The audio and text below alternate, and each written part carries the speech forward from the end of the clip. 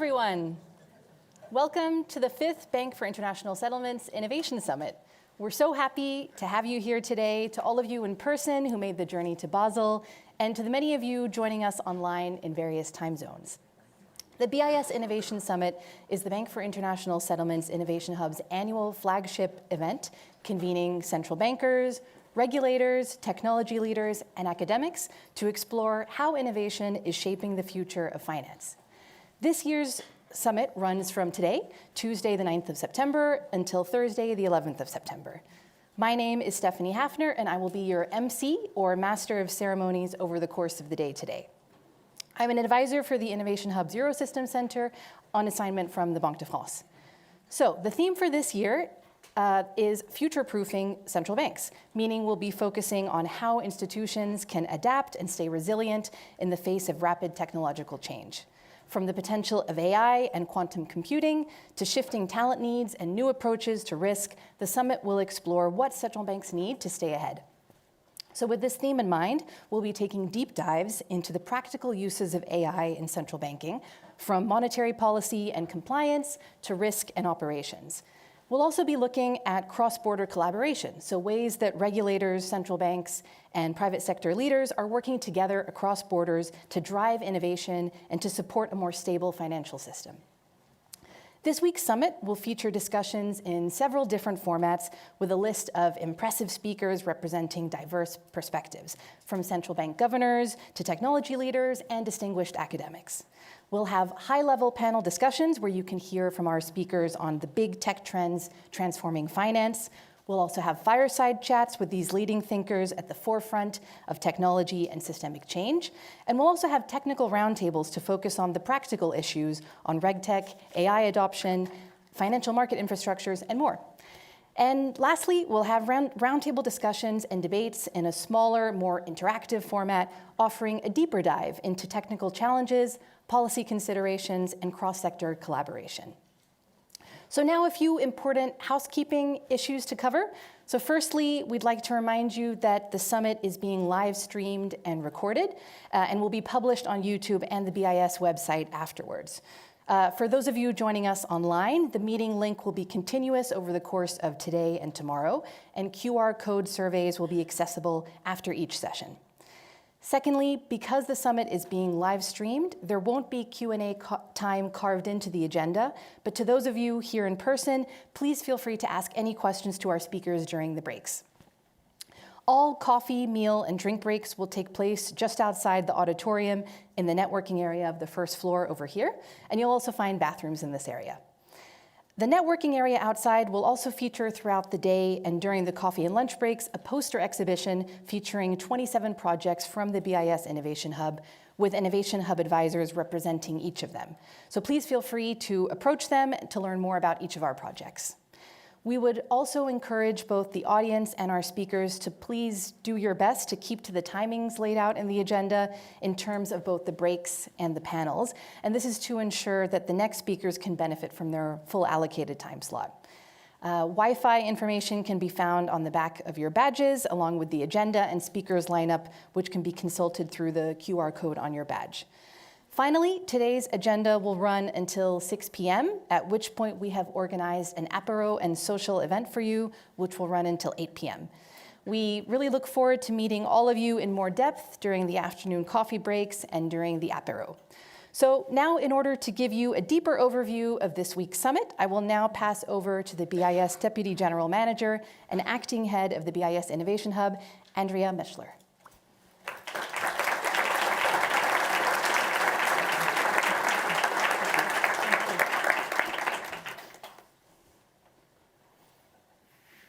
Good afternoon. Wow, I haven't seen that many people in this room. It's really wonderful to see this many people, and also different people, central bankers. I see a lot of you, but supervisors, private sector, academics. It is really a great pleasure for me to welcome all of you to the BIS Summit, Innovation Summit. I believe it's the 5th edition already. I don't know how many of you have been here for the 5th time, but it is really a pleasure that each time there's always more to learn, more to exchange, and more people to do it with. With this Innovation Summit, we continue to foster really meaningful discussion on technology innovation in the financial system, bringing together really a wide range of participants. So the first thing I want to say is thank you. Thank you for being here, for those of you who are here in person, and for, of course, for those who are also streaming from abroad. This conference is hosted by the BIS Innovation Hub, a six-year-old initiative that the BIS and central banks around the world created to help navigate the very fast technological change that we are seeing. Why is this important? Technology drives the economy, it shapes industries, and redefines how we interact with society. Central banks, as stewards of monetary and financial stability, need to understand how technology is evolving and harness these advances to help fulfill their mandates. The Innovation Hub has a three-pronged approach. It's always a tough word to say, but it is a three-pronged approach to help support central banks and policymakers. But I like the word because it is a very important one. First, the BIS Innovation Hub is asked to identify new technologies, and it does that often through horizon scanning exercise. And the week today, like we're having now, is clearly also part of it. Second, the hub develops public goods. For this, it runs projects in collaboration with central banks and other partners in areas core to central bank mandates, such as monetary policy, financial stability, the provision of money, payments, infrastructure, and supervision. The projects are experimental in nature. They demonstrate what is possible to do with new ideas, new technologies, and of course, there's always the possibility, in some cases, to mature some of the projects. And third, the hub facilitates collaboration on technological innovation. Again, this is very important because as we all know, as we can all observe, new technologies are on the horizon and they move very fast. Quantum and edge computing are under development, new frontiers in cybercrime, I should say, hopefully just as much in cybersecurity, matter for central banks, and the use cases of AI abound. As we would expect, various technological solutions are being deployed by the private sector the way we would want them to do so, but there is also a need to keep the greater public interest in mind. What do I mean? What does it mean? What do these new technology, what do these new adoption of technology mean for the financial sector of the whole, for the monetary landscape, for our ability to implement monetary policy? And beyond preparing for central banks for innovation, central banks also, like many also of the private sector, but also often have to manage all of this within very tight budgetary and resource envelopes. So it is through this three-pronged approach, I say it again, that the BIS Innovation Hub creates an opportunity for central banks to build something greater than the sum of its parts. Solutions that have a public policy, not necessarily only a profit objective, although ultimately, of course, solution will need to be economically viable. And a collaborative approach to innovation, one that pools resources, shares insights, and leverages economies of scale. This is how the hub plays a critical role. It can help bridge gaps in understanding technology. It can create innovative solutions shaped by a broad spectrum of experiences and best practices. And as today, as the next few days will show, it can drive collaboration and engagement across a broad range of stakeholders to safely contribute to the future of the financial sector. I just got the numbers of all the people who are here, I believe in person, so that doesn't include the people who are looking virtually, is just to give you a sense, we're over 60% from the central banking and supervisory community, just about under 10% of academics that are here, and a good 20 to 25% of the private sector. So clearly a very nice group and composition of people. Because why is this so important? Because to achieve all of this, this is what we need. We need all of us, all of you, to work together, to be here, and to exchange. So let me turn now a few minutes to some of the highlights, or how do we think about the structure of today's Innovation Summit.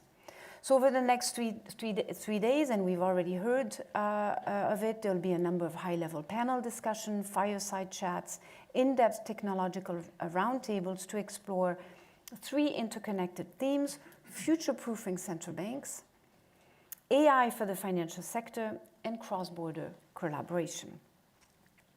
The program is really designed to provide a platform for knowledge sharing and a space to generate actionable insights that can ultimately help shape the future of central banking. So let me start with the first theme, future-proofing central banks. Rapid advancement in technologies are transforming central banks' work, from payments to monetary policy to financial regulation. While we cannot predict the future, we can help make central banks become more flexible, agile, and ready to respond to as many circumstances as possible. How do we build this readiness? We have some ideas, and look forward to discussing different ones, different perspectives with you in the next 3 days of the summit. And this is why I really encourage you to share your ideas. But I don't only encourage you to share your ideas, share also with us your questions. Because it is just as important to share, to get the right question. What are the right questions? We should all be thinking about it from our different perspectives. In a rapidly evolving world, it is important for central bank to be conscious of the benefits of technology, but it is equally important to understand the risk around this technology. To understand what is possible with technology and how it can be used to change and improve the financial system in a safe and responsible way, we experiment, we collaborate in different ways, we wear our critical hats. In other words, we get involved. Just to give you some example, the Hub is undertaking several projects to explore the benefits of new technologies.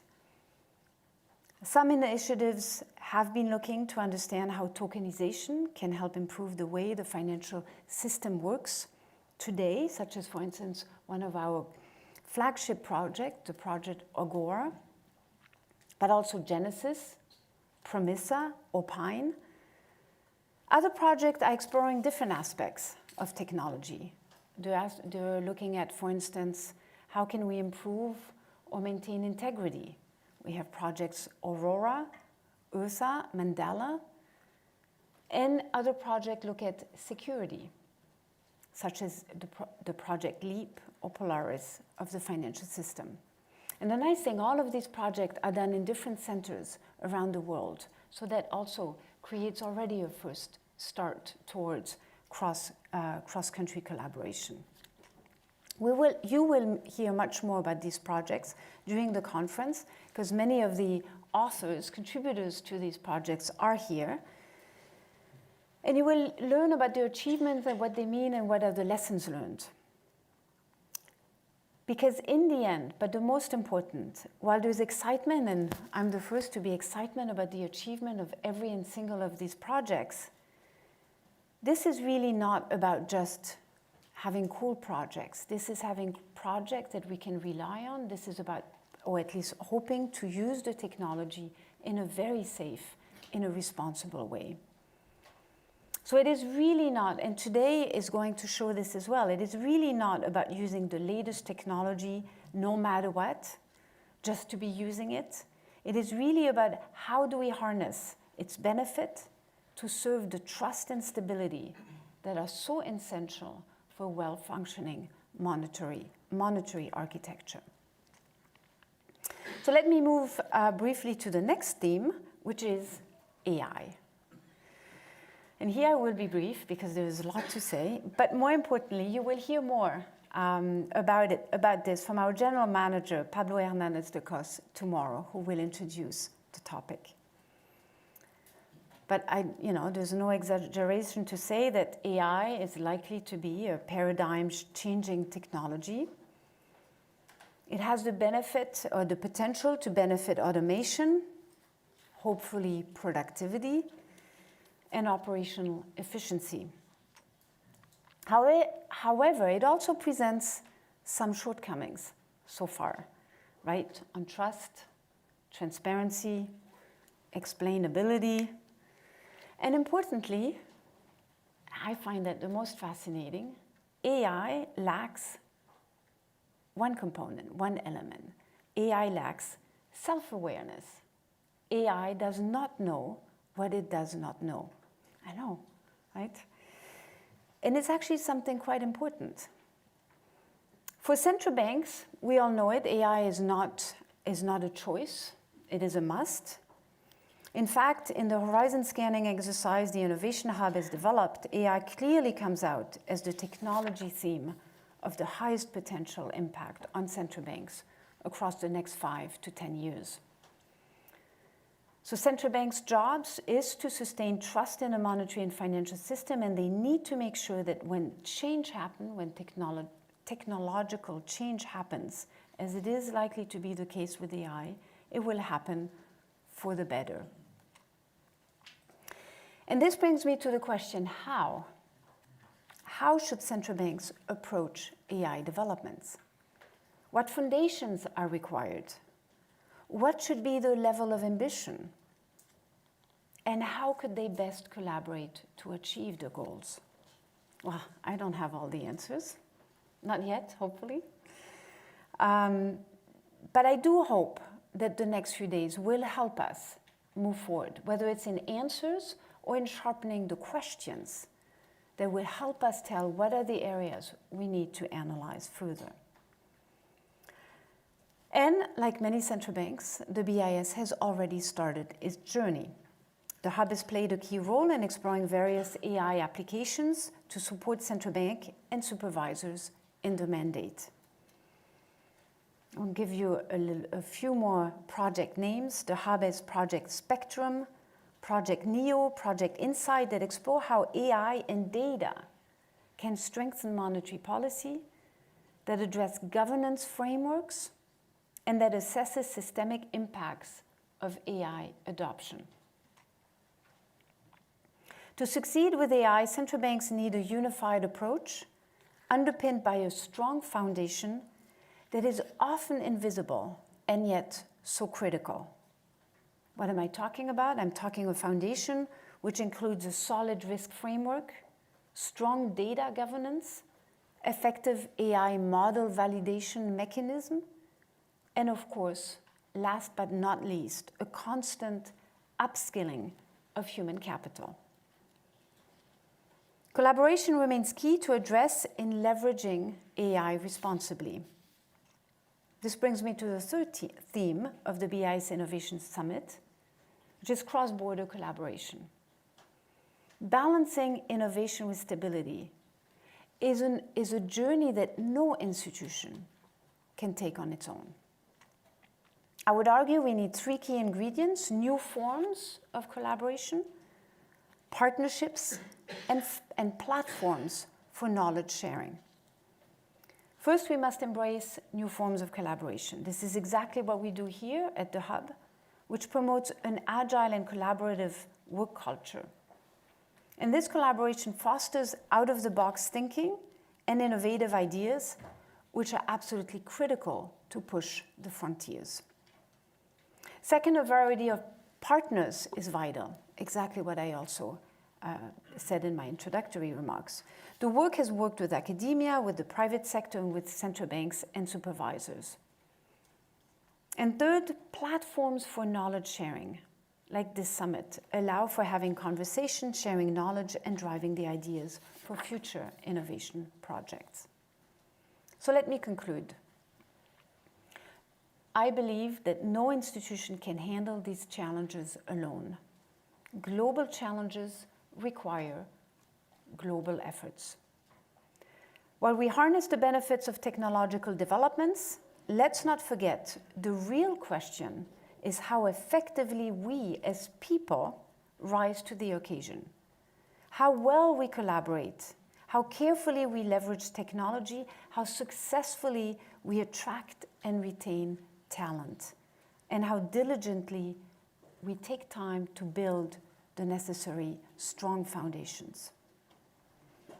Thank you for your attention, and I look forward to exploring with you the future of the financial system together. Thank you.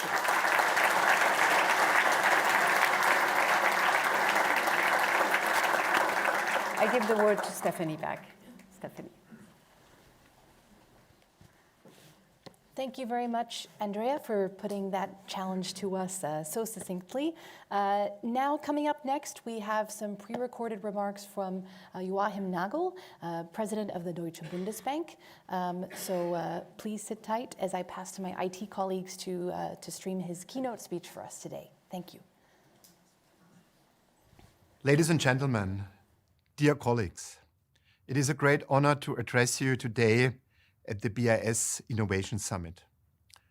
I would like to extend my sincere gratitude to the Bank for International Settlements for hosting this important event and for bringing together such a distinguished group of experts, policymakers, and innovators. The theme of this year's summit, Future-Proofing Central Banks, is both topical and essential. We are living in an era of profound transformation, technological, economic, geopolitical, and beyond. The pace of change is accelerating, and the challenges we face are becoming increasingly complex.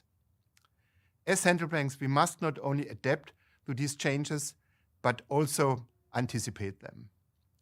We must ensure that we remain resilient and trusted to fulfill our mandates in a rapidly evolving world. Today, and in line with the summit's agenda, I would like to reflect on 3 key areas that are critical to future-proofing central banks: the transformative potential of artificial intelligence, the importance of cross-border collaboration, and the role of foresight in navigating uncertainty.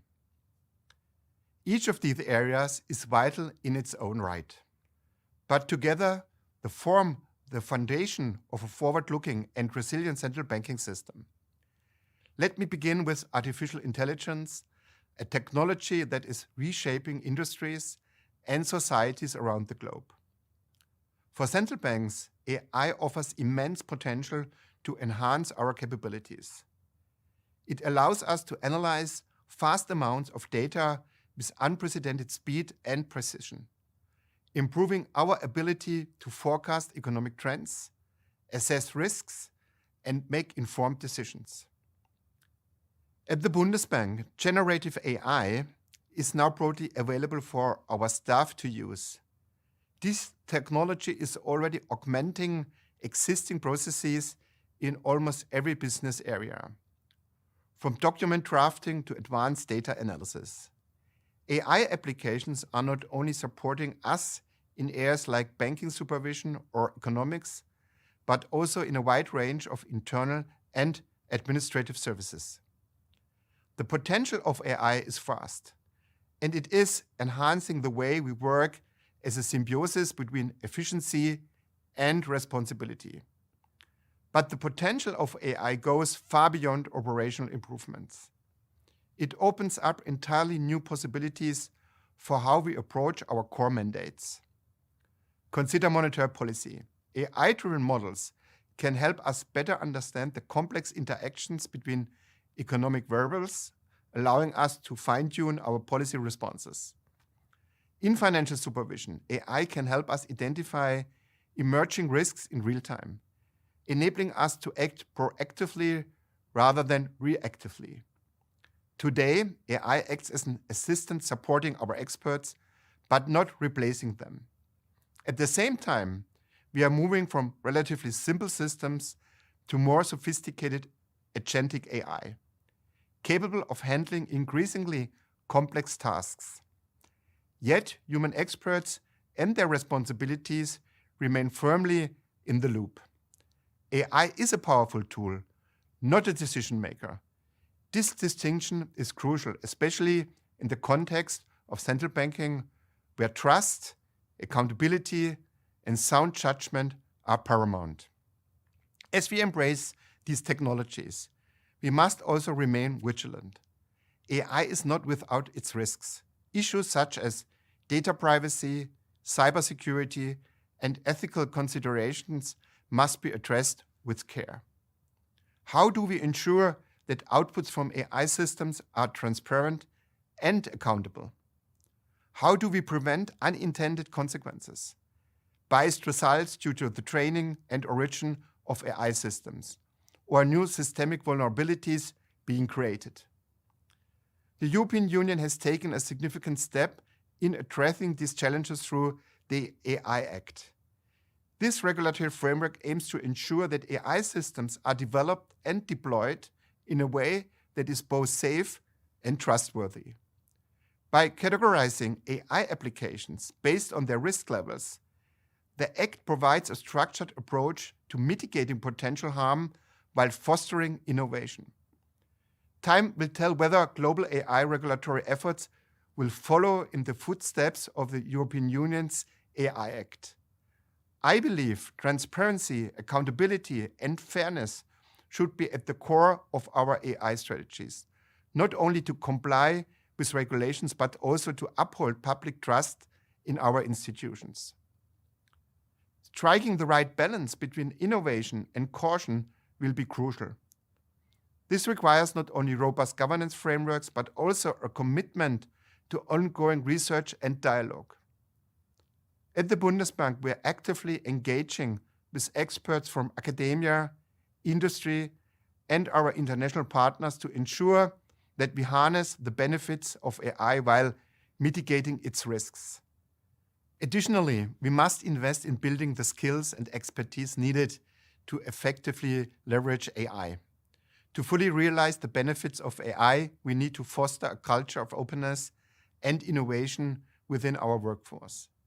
We need to design systems with transparency such that our colleagues are able to check and trust the AI tools they use. And they also require the necessary skills to use such tools effectively.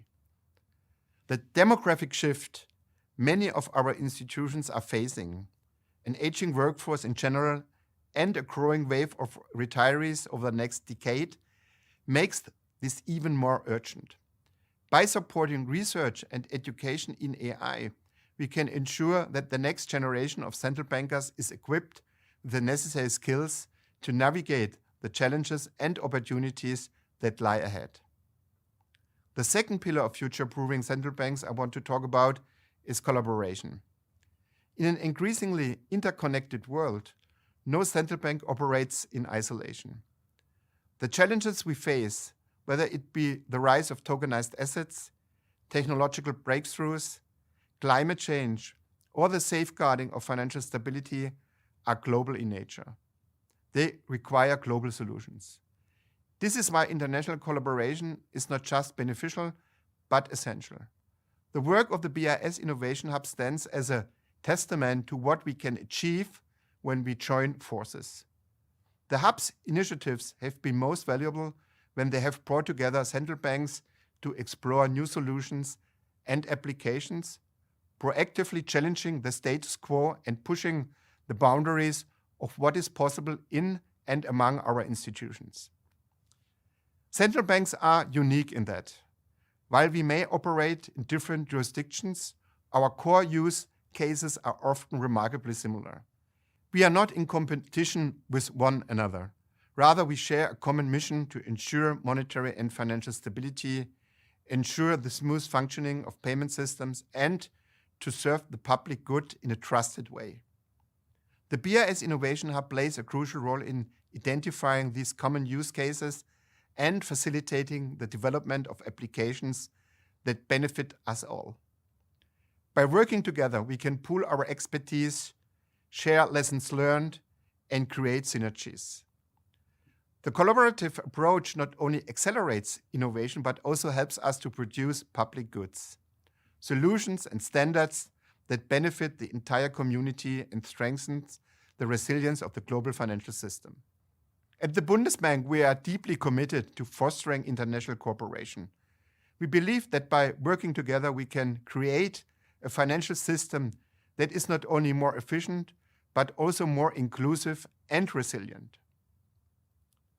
The third element of future-proofing central banks, and one that has gained a lot of momentum during the last year at the Bundesbank, is foresight. In a world characterized by uncertainty, preparing for the unexpected is not a luxury, it is a necessity. We are systematically exploring a range of future trends and scenarios to assess potential risks and opportunities, to adapt our strategies accordingly. This approach allows us to prepare for a variety of possible futures, rather than being caught off guard by unexpected developments. Let me give you an example. One of the scenarios we are exploring involves the impact of climate change on the financial system. How will physical risks, such as extreme weather events, affect asset prices and credit risks? How will the transition to a low-carbon economy reshape industries and investment patterns? These are complex questions. They involve uncertainties in various parallel domains, such as the degree of technological progress, the resilience of our biosphere, or social readiness to change. We cannot wait for these uncertainties to dissipate. If we want to have structural risks under control, and this is what our mandate requires, we need to systemically think through possible development paths and scenarios today, even if they are uncertain and sometimes speculative. Past experience has shown what was unthinkable yesterday can be today's reality. Foresight is not about predicting the future. It is about preparing for it. It is about asking the right questions, challenging our assumptions, and staying ahead of the curve. In this sense, foresight is not just a tool. It is a mindset. Ladies and gentlemen, colleagues, the challenges we face are daunting, but there are also opportunities. Opportunities to innovate, to collaborate, and to shape a financial system that is more resilient, more inclusive, and more sustainable. As central banks, we have a shared responsibility to lead by example. We must harness the power of technology while safeguarding the principles of stability and trust that underpin our financial system. We must work together across borders to address global challenges. And we are all well advised to embrace foresight as a means of navigating uncertainty and preparing for the future. The discussions at this summit will undoubtedly provide valuable insights and inspire new ideas. But our work does not end here. The path ahead will require dedication, collaboration, and a willingness to adapt. Let me close by thanking all of you for your commitment to this important mission. Together we can ensure that central banks remain a cornerstone of stability and progress in the years to come. I wish you all a productive and inspiring summit. Thank you.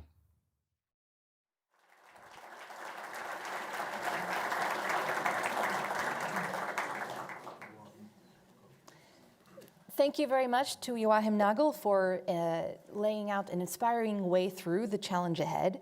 This links very well to our next agenda item, which is a fireside chat moderated by Andréa Maechler about future-proofing central banks. Andréa will be speaking to two true trailblazers in this area, Martin Schlegel, the chairman of the governing board of the Swiss National Bank, and Eddie Yu, the chief executive of the Hong Kong Monetary Authority. They will be talking about the forward-thinking strategies that central banks must adapt to stay ahead of the curve. Thank you very much, and Andréa, I now hand back to you and your panel. Thank you so much.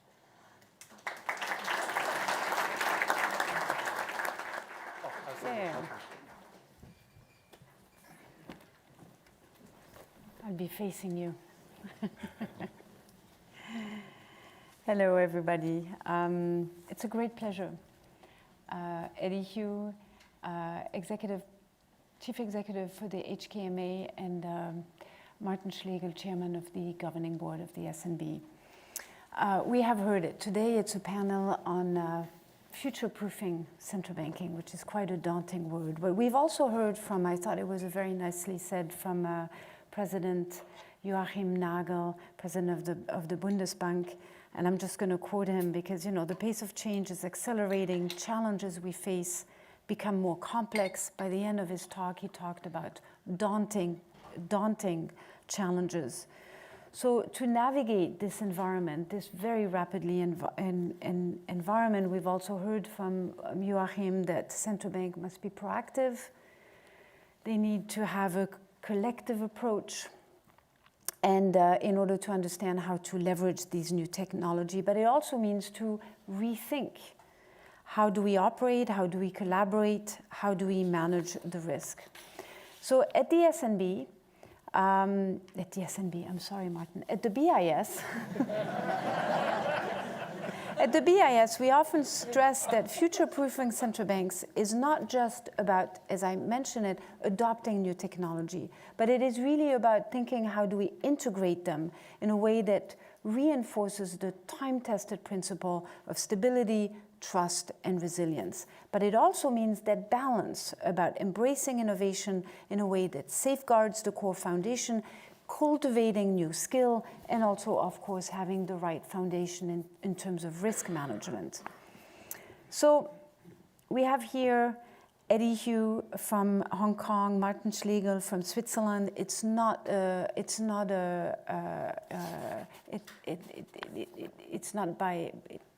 a very good reason why they're here, because first of all, you've been leading both of you, very pioneering projects, whether it's in the AI and in the tokenization landscape, we'll come to it, but also because both of your countries have something very important. You have a very strong legal and regulatory framework for managing digital assets and moving forward in the tokenization.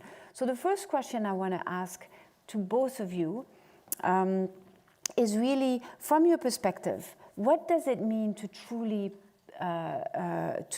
future-proof your central bank in terms of governance, skills, making best use of the new capabilities, but also creating a culture of risk awareness? Well, so, maybe I'll just start first. Sure.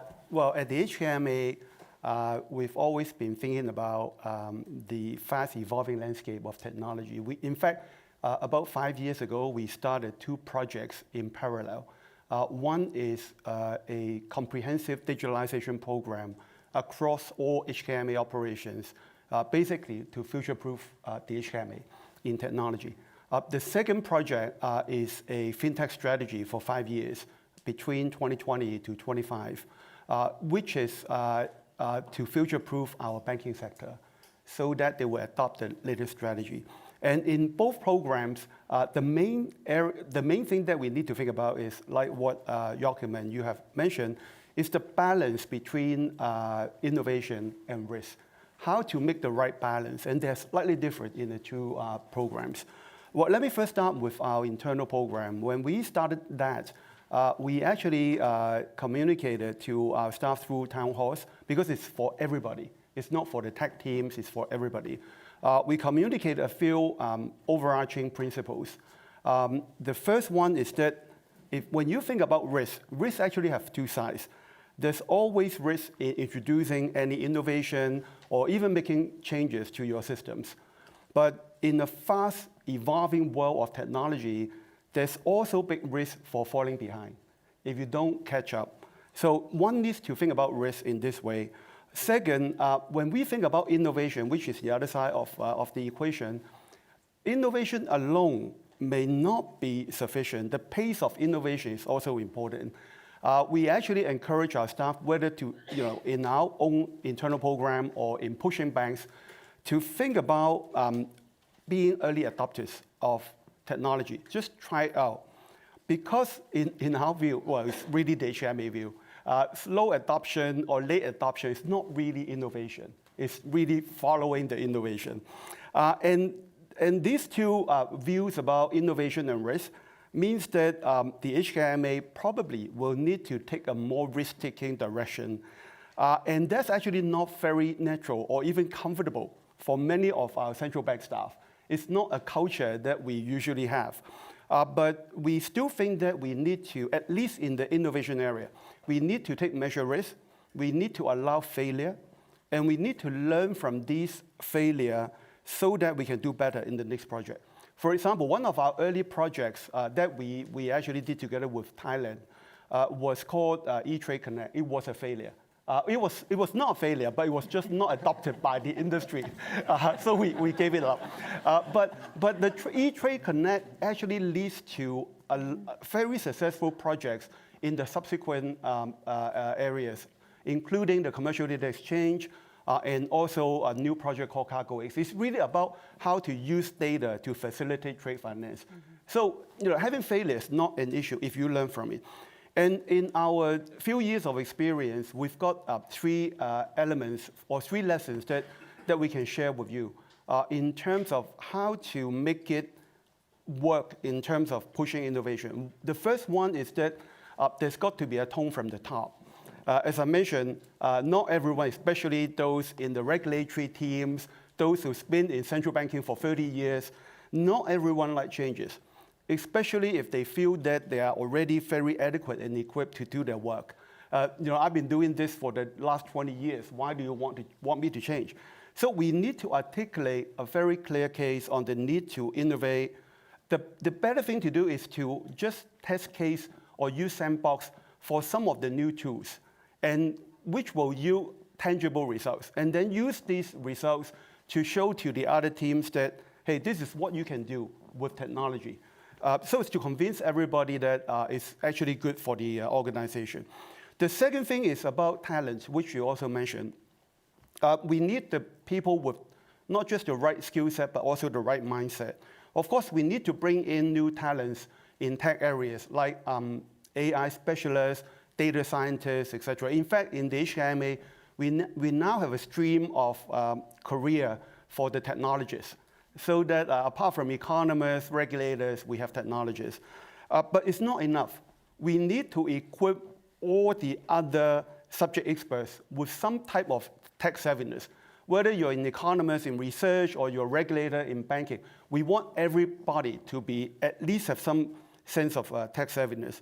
And we actually have a series of programs to do that. One is, of course, to invite external experts to do what we call Fino Talks, a series of talks. And we also have what we call a tech community. Identify the tech champion in each department. There's got to be some young guys who are really into tech, and let them do the spreading work for us in their departments. And we also showcase success of the early adopters by having a digital day internally.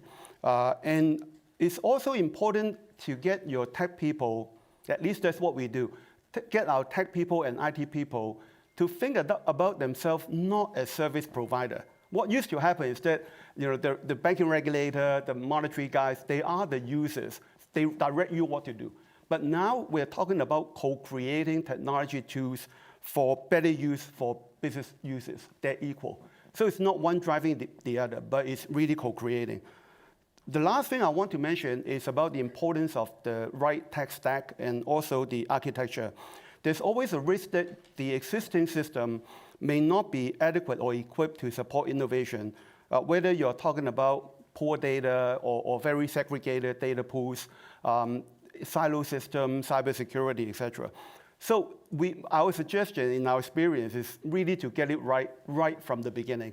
What we did, actually the first project in our digitalization program was to create a organization-wide data lake, which is very granular.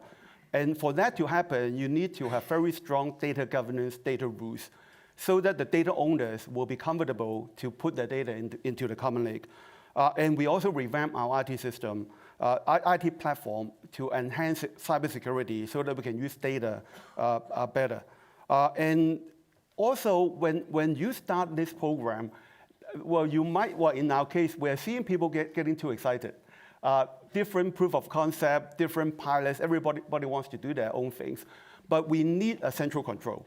You can't let people do their own thing using different systems. There's got to be controls and standards for the organization. So I'll stop here, I think.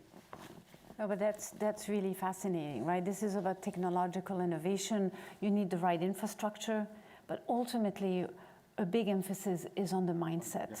And ultimately, it is about the people, right? How they drive it. So that's a really, really good insight. Martin, what is your experience? Thank you. So the technological change is really rapid, and we have to future-proof ourselves to be ready.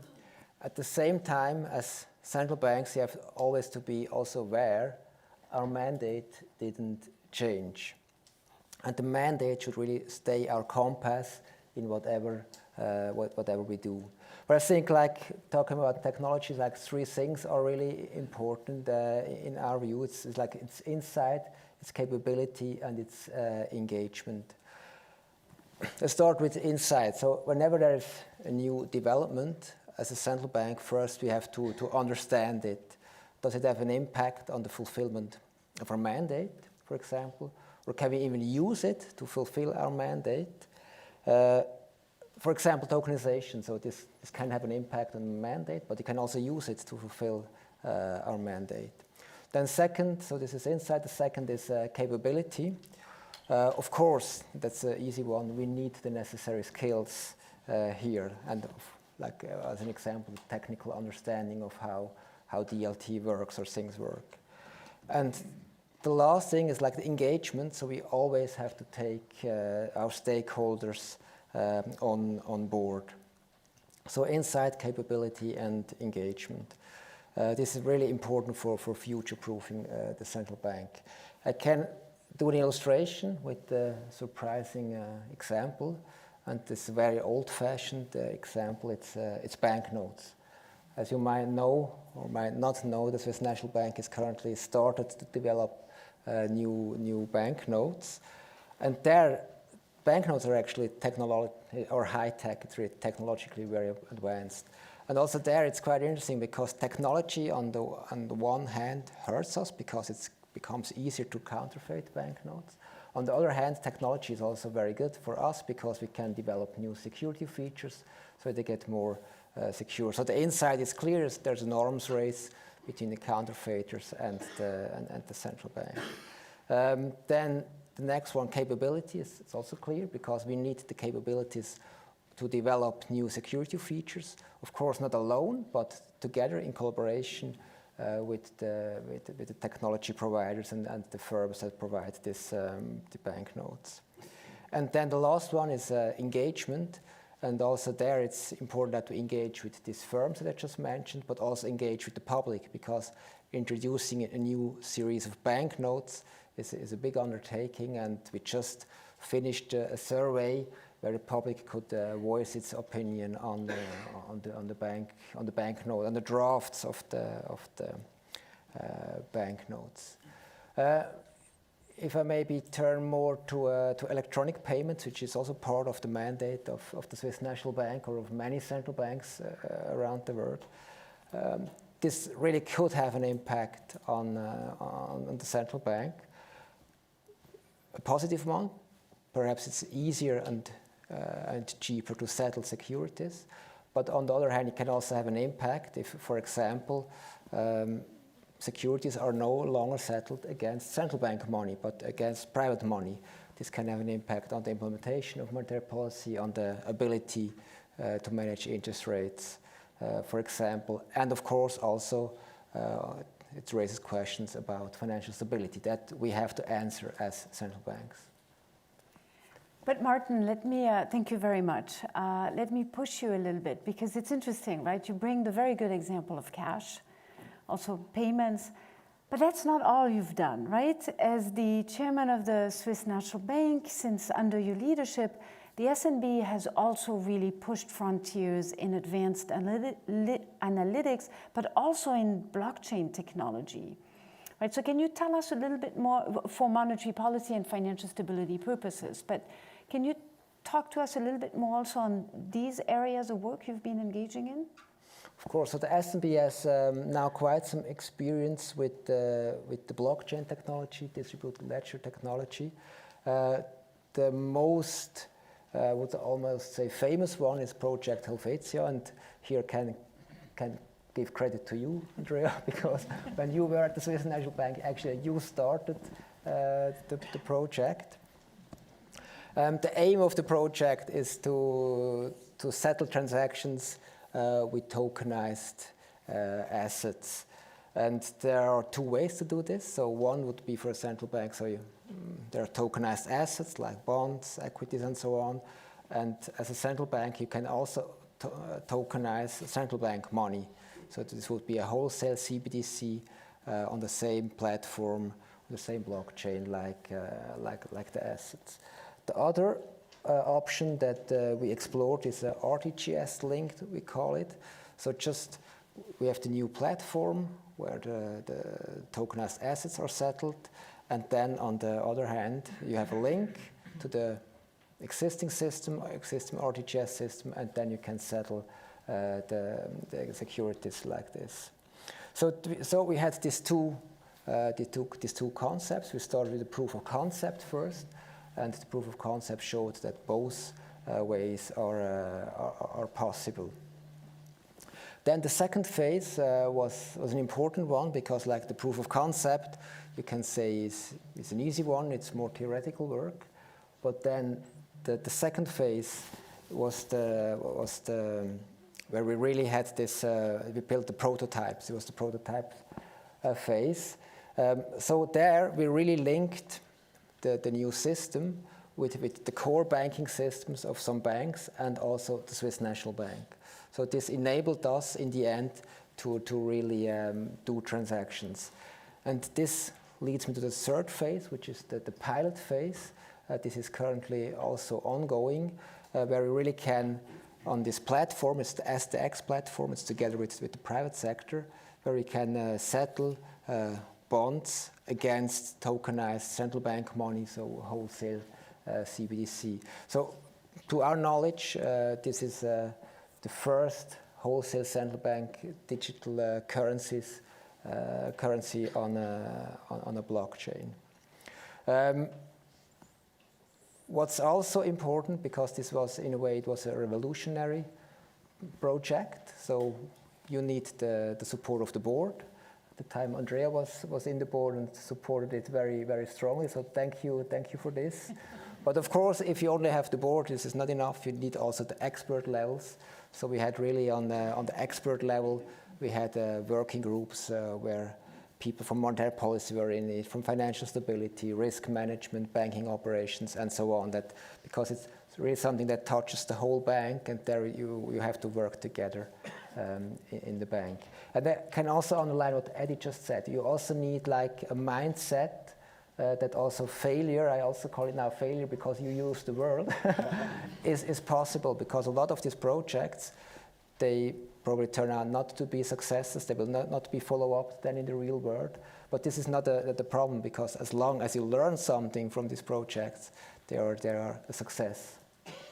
So it is possible, Martin. I think that's what the SNB has shown, right? Is to really move into the future, right? While keeping the principles of stability and trust and future-proofing really the projects. So before moving to AI, I want to ask you, because Hong Kong is also known for doing a lot of work in the digital asset space, and in particular, you've done a number I'm not even going to go into because you've done so many proliferous projects, but for instance, the project Ensemble is a very important one. So tell us how you future-proof your central bank in the light of these projects. Right. We actually started to look at different kinds of blockchain innovation some 3-4 years ago. But blockchain covers quite a wide spectrum, from the more speculative crypto asset to the stablecoin, which we see more as a payment instruments, and to the more productive tokenized asset area. And we take a different approach to these. For crypto asset and stablecoin, the focus is more about regulation, more about putting the clear, transparent, proportionate guardrails to protect the customers and also to maintain financial stability, while leaving space for the innovators to come in and offer their services within our regulated environment. Because Hong Kong is a very open market, it's extremely hard to ban any financial products. So the better way we think about is to regulate. And our regulation is in full alignment with the FSB standards There's no light touch, no partial regulation. It's comprehensive, and that's why we have a standalone legislation. And for crypto asset trading platform, we've put in a legislation, I thought last year, and the Securities Commission is the regulator because it's more like investment. For the stablecoin, we've just passed a legislation that's gone effective last month, and we're now inviting applications, and I thought people get overexcited about that. And we are the regulator. So again, the aim is really to provide clear, transparent guardrails with a platform that people can use. But when it comes to tokenized asset or tokenization in general, the approach is slightly different in that we are looking more at it as development and acting more as enabler or even facilitator. Our own tokenization journey actually also started here. About 3-4 years ago when we had this project together with the BIS Innovation Hub called Project Genesis, where we did a prototype on tokenized green bond. And then 3 years ago, we took it into the real world by helping our government issue the first tokenized green bond. It was very early and almost a failure because the industry is not ready for it. So we issue a very sort of a token, 100 million with just 2 investors. Because the asset managers, they don't know how to operate tokenized money. But last year we did it again. It was scaled up to 800 million, which is a benchmark size. And we've got more than 50 investors by sort of plugging them into a traditional CSD, which plugs into the blockchain. So it's an interaction between TradFi and blockchain. So we started there in terms of tokenized bond. But then after reading the chapter 3 of last year's annual report, we were inspired by the unified ledger. We really liked the idea. And again, instead of really just talking about it, we try out and take it to the real world. And we launched Project Ensemble, which is basically the same as unified ledger, where we have tokenized asset, which could include financial instruments, but also real-world use cases. In the middle is tokenized deposits or stablecoin, which acts as the private sector settlement layer, and then finally settled by CBDC. And we've invited the private sector to participate, whether it's banks, asset managers, tech companies, etc. Altogether, we've got 20 use cases, very interesting ones, covering 4 themes. One is your traditional financial instruments, like tokenized bond or money market fund, which are easy. The second area is actually corporate liquidity management or corporate payments using tokens. Third area is green, especially in carbon credit. And the fourth area is on trade finance, which I like the most, which is about e-bills of lading, tokenizing all the trade documents to make it more transparent and fraud-proof, so as to facilitate SMEs to get trade finance. So all these are ongoing and they're about to come to an end. And in about 2 months' time, in our FinTech Week, we will announce all the results and share the learnings with both the community in Hong Kong and globally. And for the successful ones, what we promised the pilot users is that because when we approached them, they said, well, is it for real? You know, we've done too many pilots and proof of concept. Will you really put it into the real world?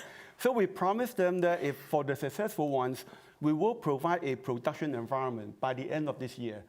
So very soon, you will see digital bonds, digital FMF coming into the Hong Kong market with straight-through tokenized settlement through tokenized deposit and CBDC. And this is what we have been doing. And because we really thought that tokenization will be a good part of the future financial market. And as I said earlier, if that's our conviction, why not become an early adopter and just try it out instead of just waiting for longer? No, that's wonderful, right? It's also a building block approach. You hear something, you see a concept, you try, you move forward. But I also like, you came back to this idea, what is success? Success is also being too, you said it earlier, being too late, Right.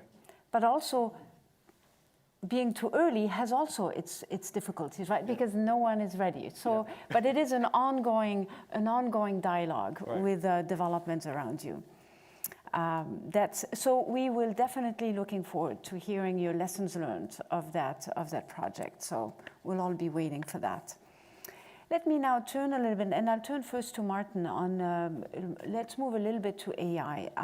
You know, the Swiss financial sector more generally, and the SNB has also done quite a bit, has been actively embracing AI for tasks like risk assessment and fraud detection. What has been your experience in leveraging AI applications so far? So you just mentioned fraud detection. So to my knowledge, this is already now almost standard in the financial system. We have it now since a few years. And I also have to say, because we only use it for our customers, like the government and some other entities. We don't use it in the RTGS system. So not every payment in Switzerland is monitored with the system. For good reasons, because if we would do this would also come with some responsibility for the central bank, and we would take some responsibility from the banks to the central bank, and we are very cautious in going this direction. I would not exclude it, but we are very cautious in going in this direction.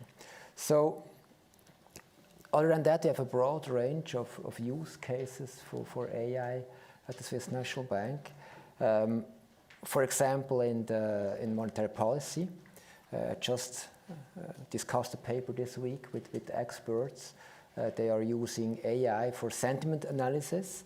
Mm-hmm. They read all the newspapers, all the articles that come out in Switzerland on a daily basis, and create an indicator with this for GDP.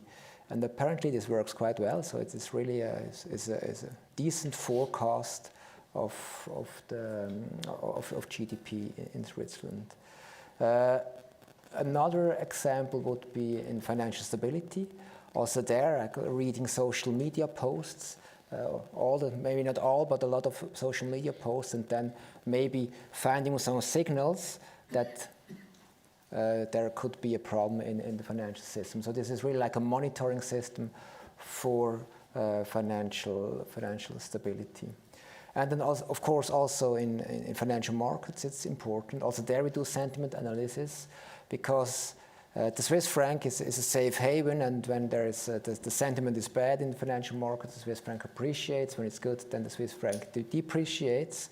So this AI is reading systematically the analyst reports, and then scores them and see if what's the sentiment is for the Swiss franc.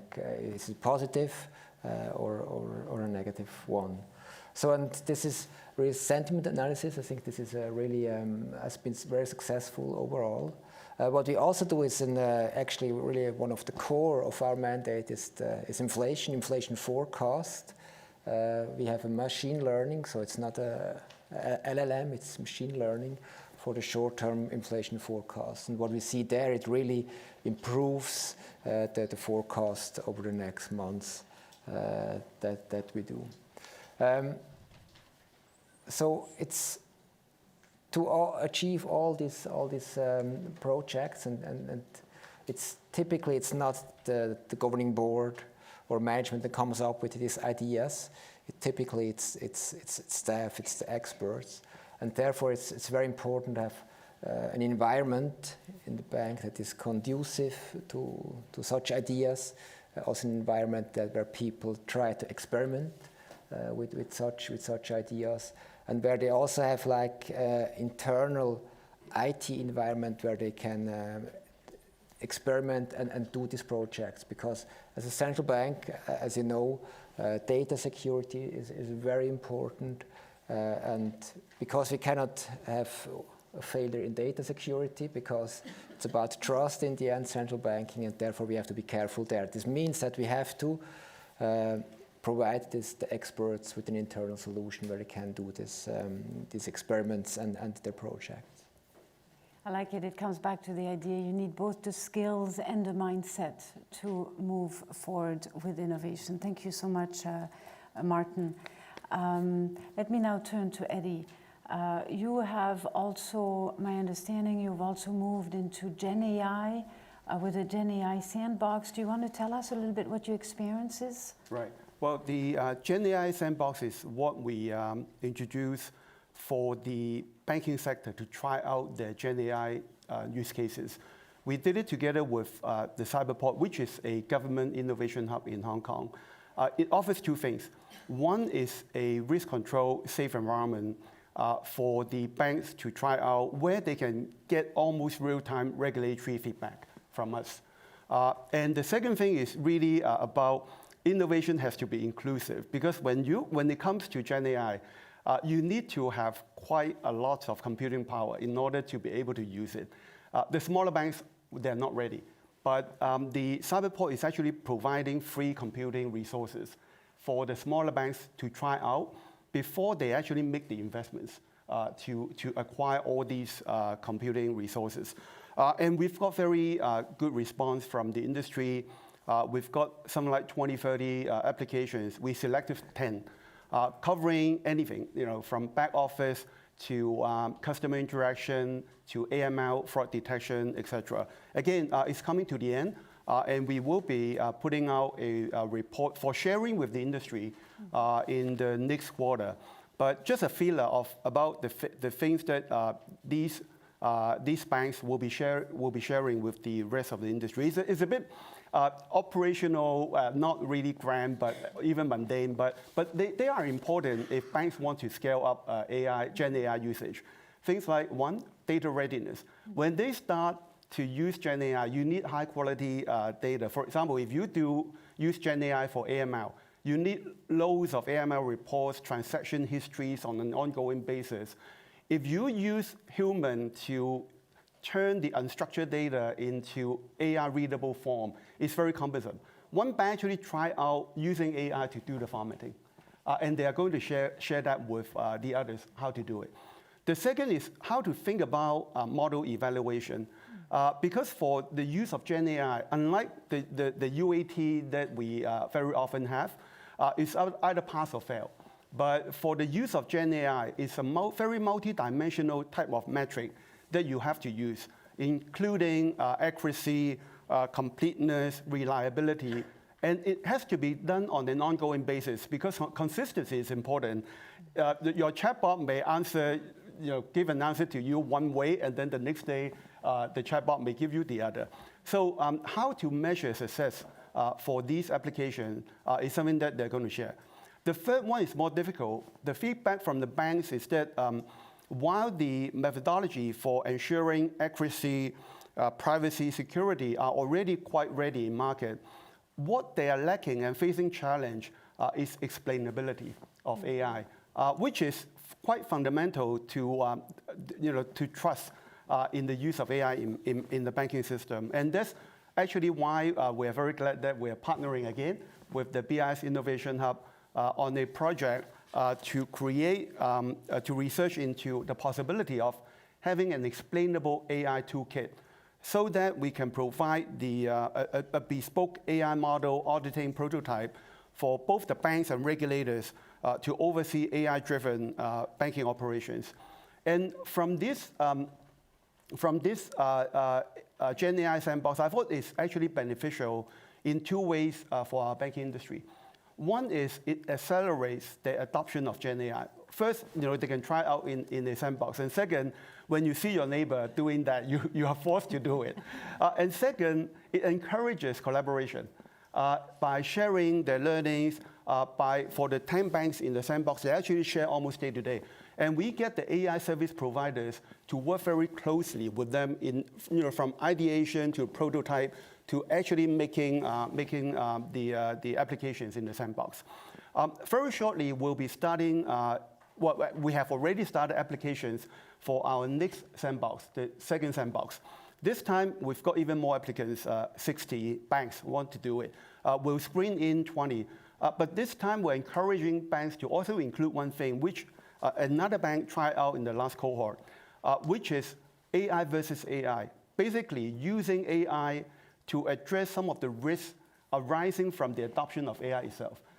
There are at least 2 use cases already given to us. One is using AI to detect deepfake in their banking operations, whether it's face recognition or identity documents.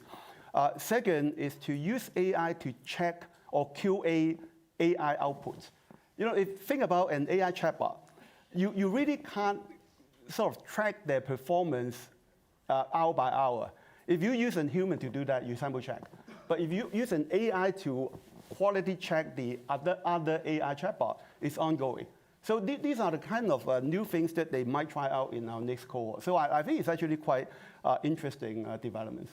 I hadn't thought about this because in my introductory remark, I said there's one thing about AI is AI doesn't know what it doesn't know. But I guess if you ask one AI what the other AI doesn't know, maybe you'll get a little bit further.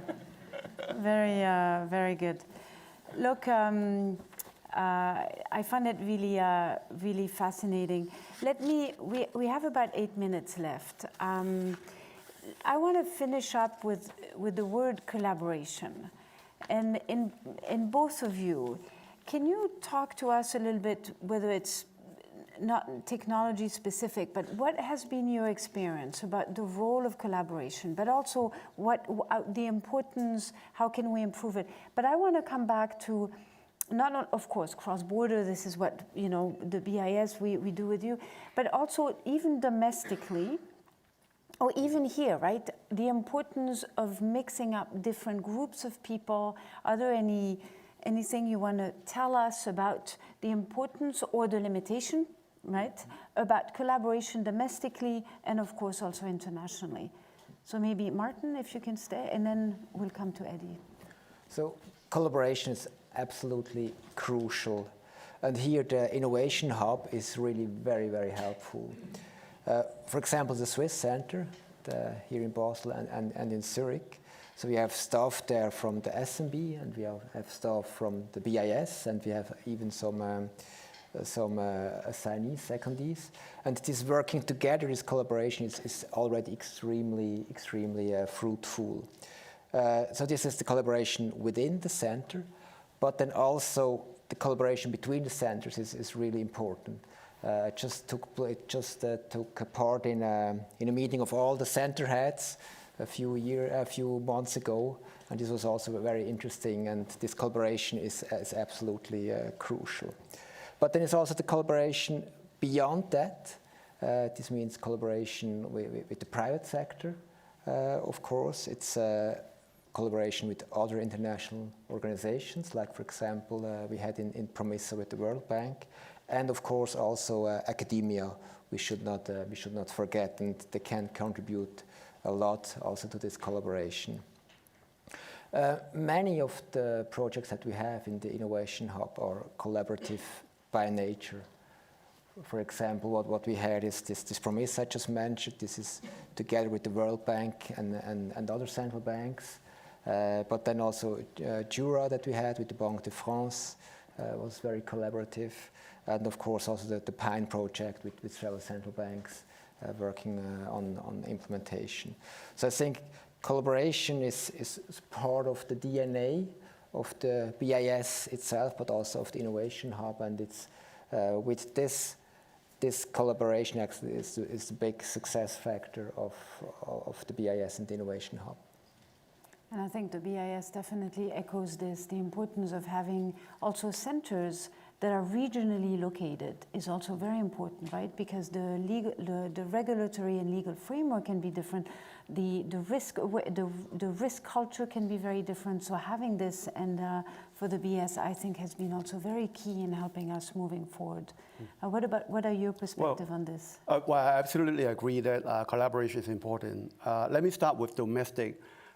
There are different layers of collaboration that is important. I'll just take ensemble as one example. Here, we did not start with invitations for use case.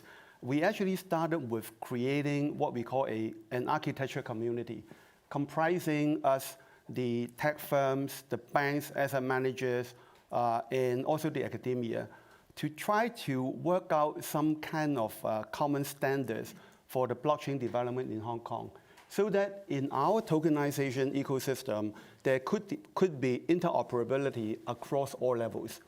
In the form of, for example, if different banks have digital bond issuance platform, can they actually talk to each other?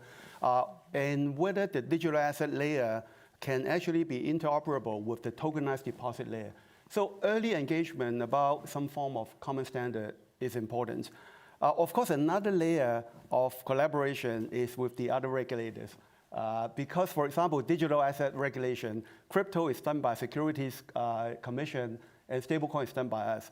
And the two are actually very, very related, and there's got to be a lot of coordination and agreement on where to go.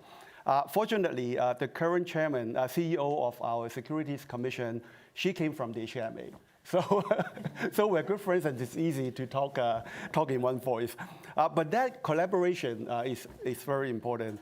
But apart from domestic collaboration, I would say that cross-border, both through the BIS Innovation Hub, and some of them are done bilaterally, are extremely important. Again, taking Ensemble as one example, the tokenization use cases that we talk about can actually involve cross-border applications.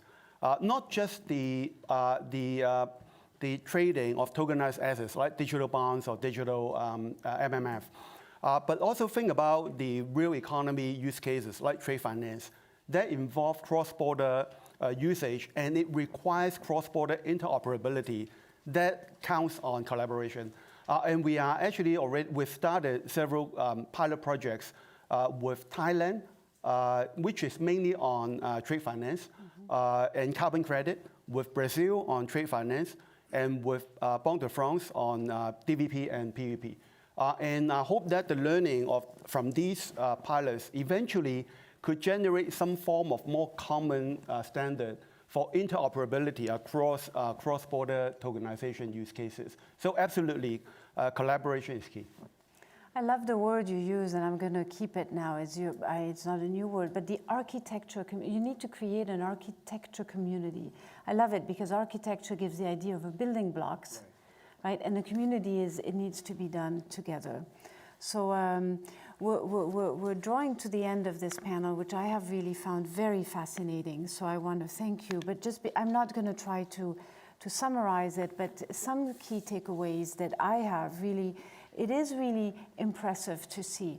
It is a delicate balance that central banks need to have, right? You need to charge into technology. As you say, there is also a risk of being laggards. You need to move forward, but you need to do it in a safe way. What I found really interesting is the many guardrails you have to create, but a lot is about the mindset. A lot is about the people, and that's the way. And it is also about allowing failure, right? Or at least celebrating the path and not only the output. And in all of this, I think the collaboration, the collaborative spirit that allows us to move forward and draw lessons from everything we've done. So I want to really thank you for these very deep insights into how do we move forward in a safe innovation, and I really hope we can all draw further lessons, and we'll be looking forward to your next projects and lessons that we learn from what you do individually and of course together. So a big round of applause for Eddie and Martin. Thank you.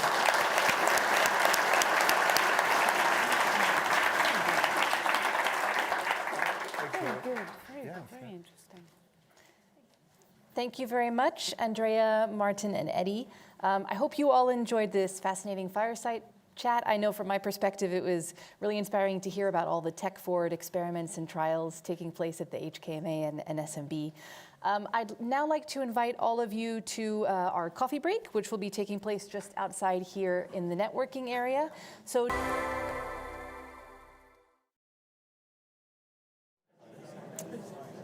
Hello, can I have your attention, everyone?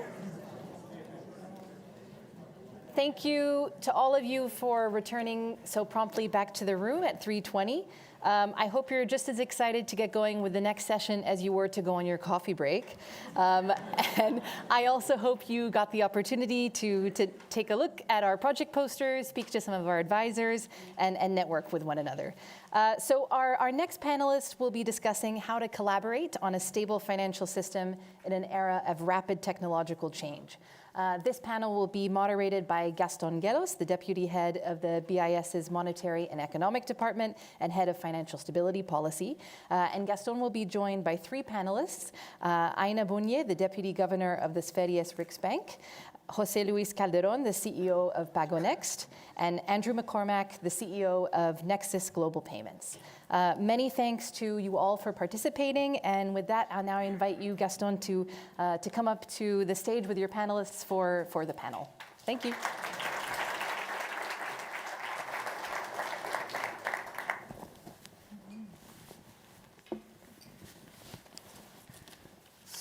So, welcome everyone to this session on collaborating for a stable financial system in an era of rapid technological change.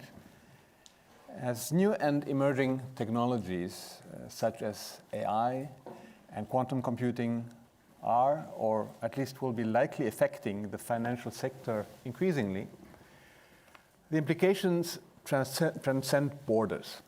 And we have already heard about some of these dimensions in the previous discussions. And this not only implies a greater need or greater urgency for collaboration, it also creates challenges in the sense that new forms of collaboration in new areas are needed. For example, when it comes to the issue of data in the context of AI. So we want to discuss the importance of cross-border cooperation among central banks, regulators, and financial institutions to effectively address these common challenges. And it's my pleasure to welcome the three distinguished panelists that were just already announced. Let me say a few words about them. Aina Bonnier is Deputy Governor at the Central Bank of Sweden.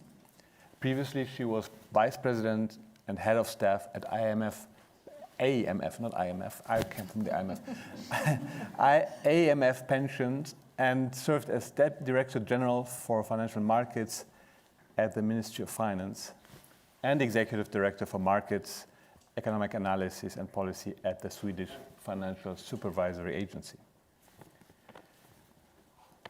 Andrew McCormack is the inaugural Chief Executive Officer of Nexus Global Payments, a non-profit organization established by central banks.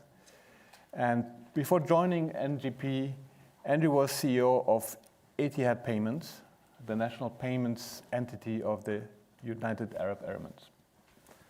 He was previously the founding center head of the BIS Innovation Hub in Singapore, and before that, Chief Information Officer at Payments Canada.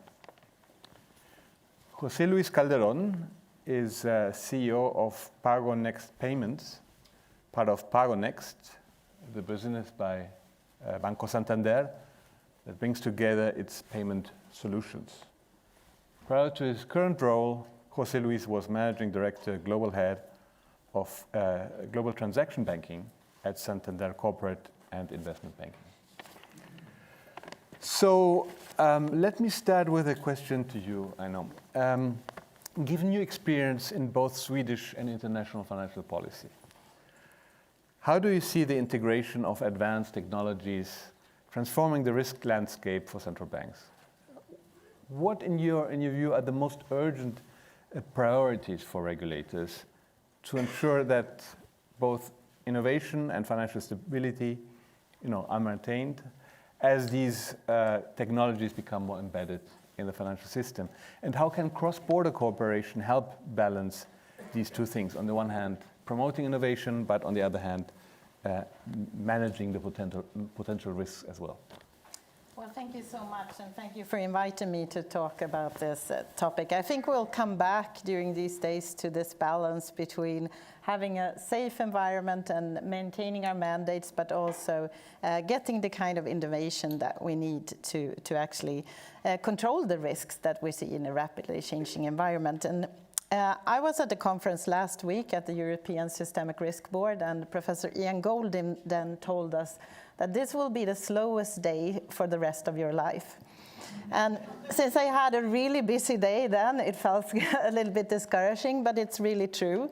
That this type of change is going to continue, and it will move faster, and we need to move with that change. And central banks need to be part of the development, and not just bystanders that are trying to control the risk. So I think that's a really important message that we got from the last panel, and that I would like to emphasize as well. But it is also quite difficult to know how fast different technologies will develop, and which technologies that will actually really take a fast development into the financial sector. And if you look at 10 years ago, everybody was talking about blockchain and DLT. But it's not until now that we really see stable coins and tokenization coming into practice. So it's actually one of the parts that I think collaboration and information sharing is important, is to see how are technologies really being used, and when do we see developments that we might have to monitor. And it might start in one jurisdiction, but we know that this technology is global and it will spread quite quickly. And if you look at different technologies, if you mentioned, for example, if you have quantum computing and AI, both of these technologies are quite early in development, and there's a long journey ahead of us. If you take quantum computing, it's not ready for implementation today. But just the possibility that you will be able to crack the encryption that we have for our data and our systems today means that we really need to start thinking about this today and quantum proofing the data that we have in our system. And this is something that is collaboration not just between central banks and financial institutions. It's of course something that leads to collaboration in all types of different authorities and institutions in society. So I think that's an important part. But if you look at AI, it's even a bit trickier, because it can be used in such a broad range of activities. And at a Swedish central bank, we've started a project where we try to work and utilize the power of data better. And of course, AI is a central part of that. But our journey has just started, and as we heard from the previous panel, it's a part of changing the mindset in the organization, but also having standards, regulation, policies, etc. But above all, also have this idea that there's clearly a strong risk that we will be left behind in this development, because at central bank we are usually quite risk averse. So this is going to be something new, and it might change the way that you work actually. And coming to the risk of AI, I think we heard about AI not having self-awareness, and it's true.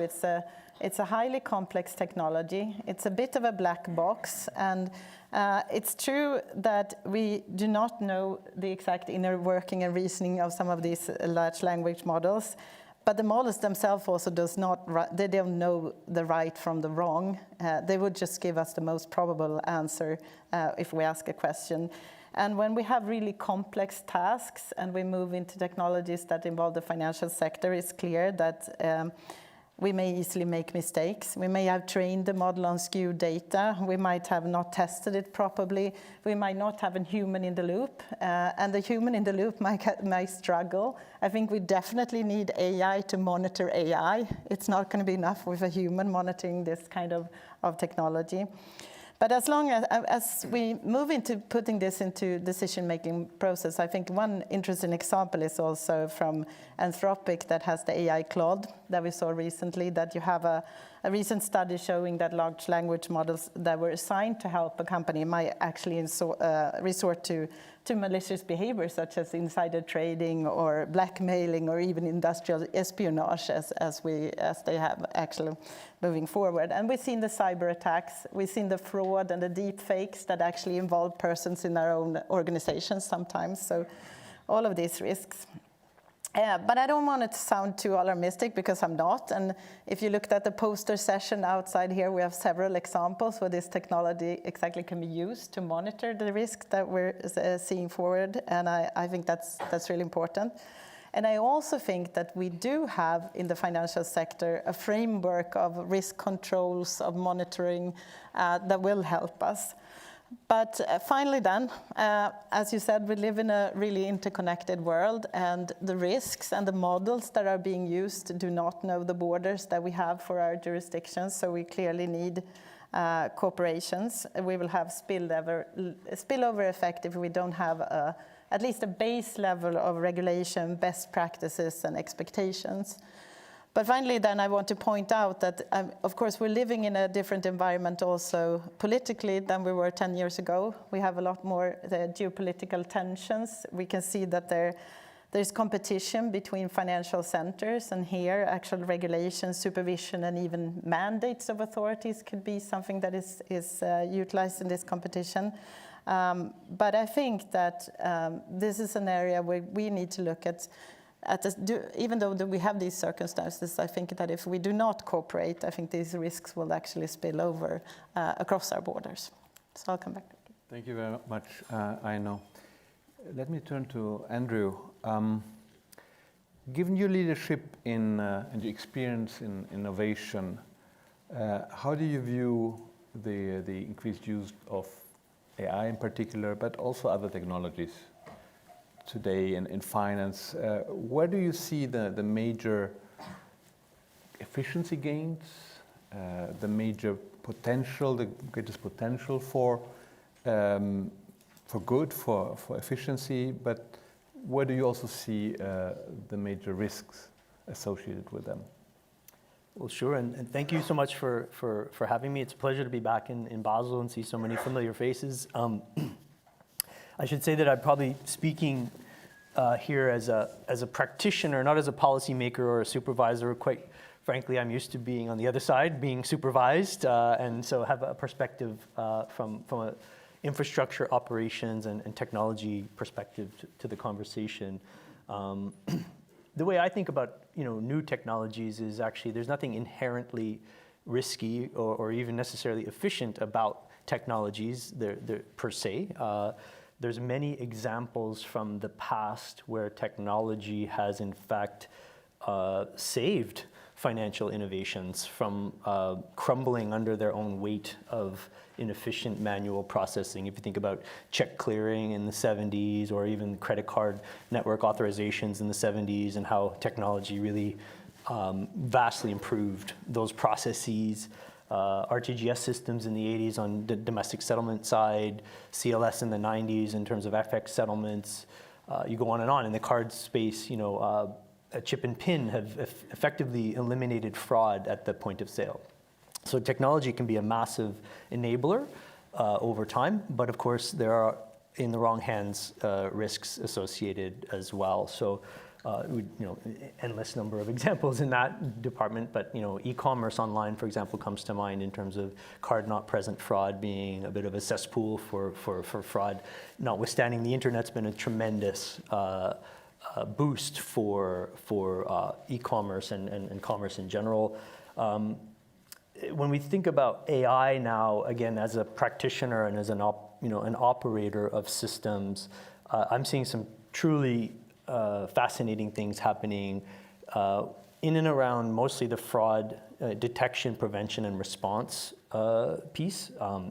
In the past, fraud engines would be largely written or operating around kind of prescribed rules, if this, then that type of prioritized rules that if you use an ATM card 14 times in the same place, then you trigger some sort of alert.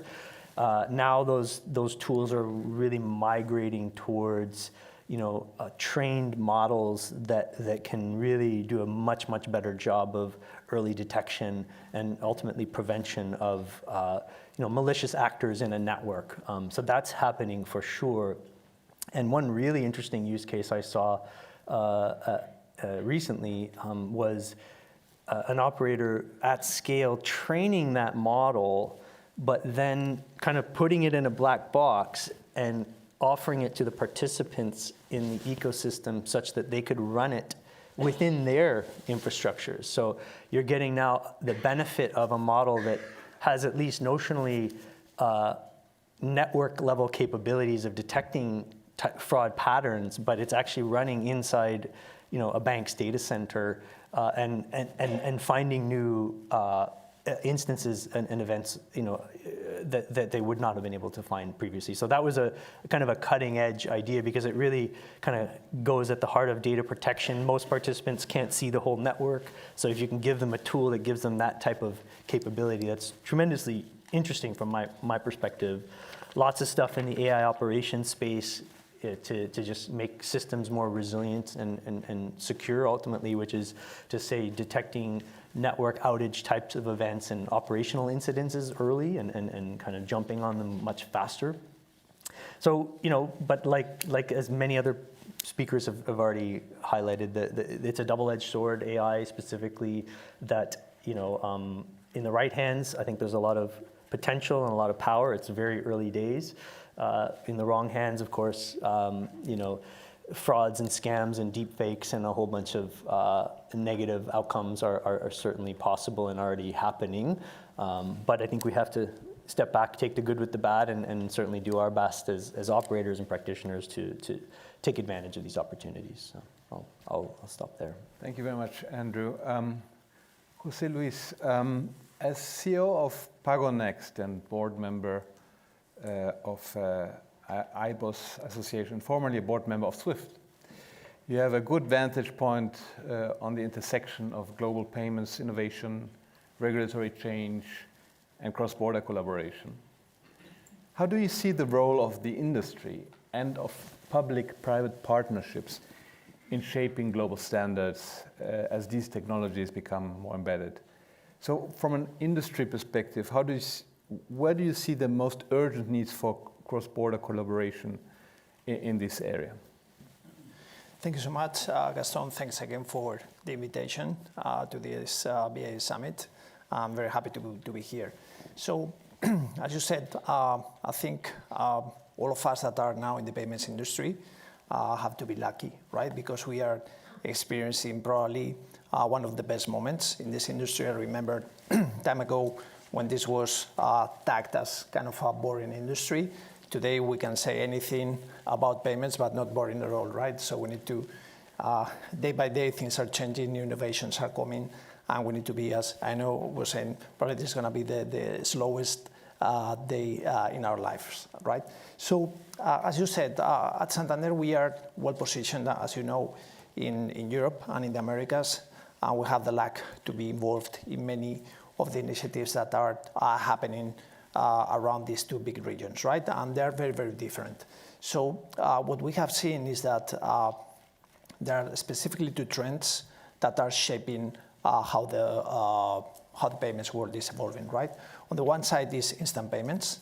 I think in the last 10 years, close to 100 new instant payment schemes have been developed in the world, which is amazing and very different, right? In some cases, they have been led by the industry, by the banks, or even by fintechs. But in some other cases, for instance, the case of Brazil, I think this is important to be brought here because normally Latin America is not well represented in this type of forums, right? But Brazil and the launch of PIX have been one of the biggest examples of success examples of initiative that has been driven by the regulator and that has overtaken cards volumes in 4 years, right? So today, Brazilians can pay instantly with a huge number of payments options without having to use cards. And this has significantly improved the financial inclusion of Brazilians into the financial system, right? So instant payments in general, I can put the example of PIX, but here in Europe we have Wero, we have Bizum in Spain, and MBWay in Portugal, Blik in Poland. So there are many, many initiatives that are pushing the frontier of instant payments, right? On the other side, the second big trend that we are seeing, like everyone, is what we call new forms of money or tokenized money, right? And here the proliferation of initiatives around tokenized deposits, around stable coins, central bank digital currencies are shaping how money moves, but even beyond that, right? It's not how money moves, but what money is, right? Which is quite interesting. So these two initiatives are happening, and many people and companies are working on them. But there's one thing that we see is that many of these initiatives are quite domestic, right? And that link, that cross-border link, sometimes is quite difficult just to get. So the role of cross-border collaboration and interoperability is absolutely critical. Here, the industry, the regulators need to work together in order to try to convert and bring some of the standards to be developed globally, right? So if you take a look at what is happening in the industry, we can, in a way, and this is a very simplistic statement, but we can put together in 3 different groups the different initiatives that we are seeing in the industry. On the one side, you have industry initiatives that are pushing to have instant payments and new forms of money. You have things like the Global Layer 1 consortium by big banks, the regulated Layer 1 by European banks. You have the Canton Network. So many initiatives that are trying to build these cooperative new systems. I'm sorry.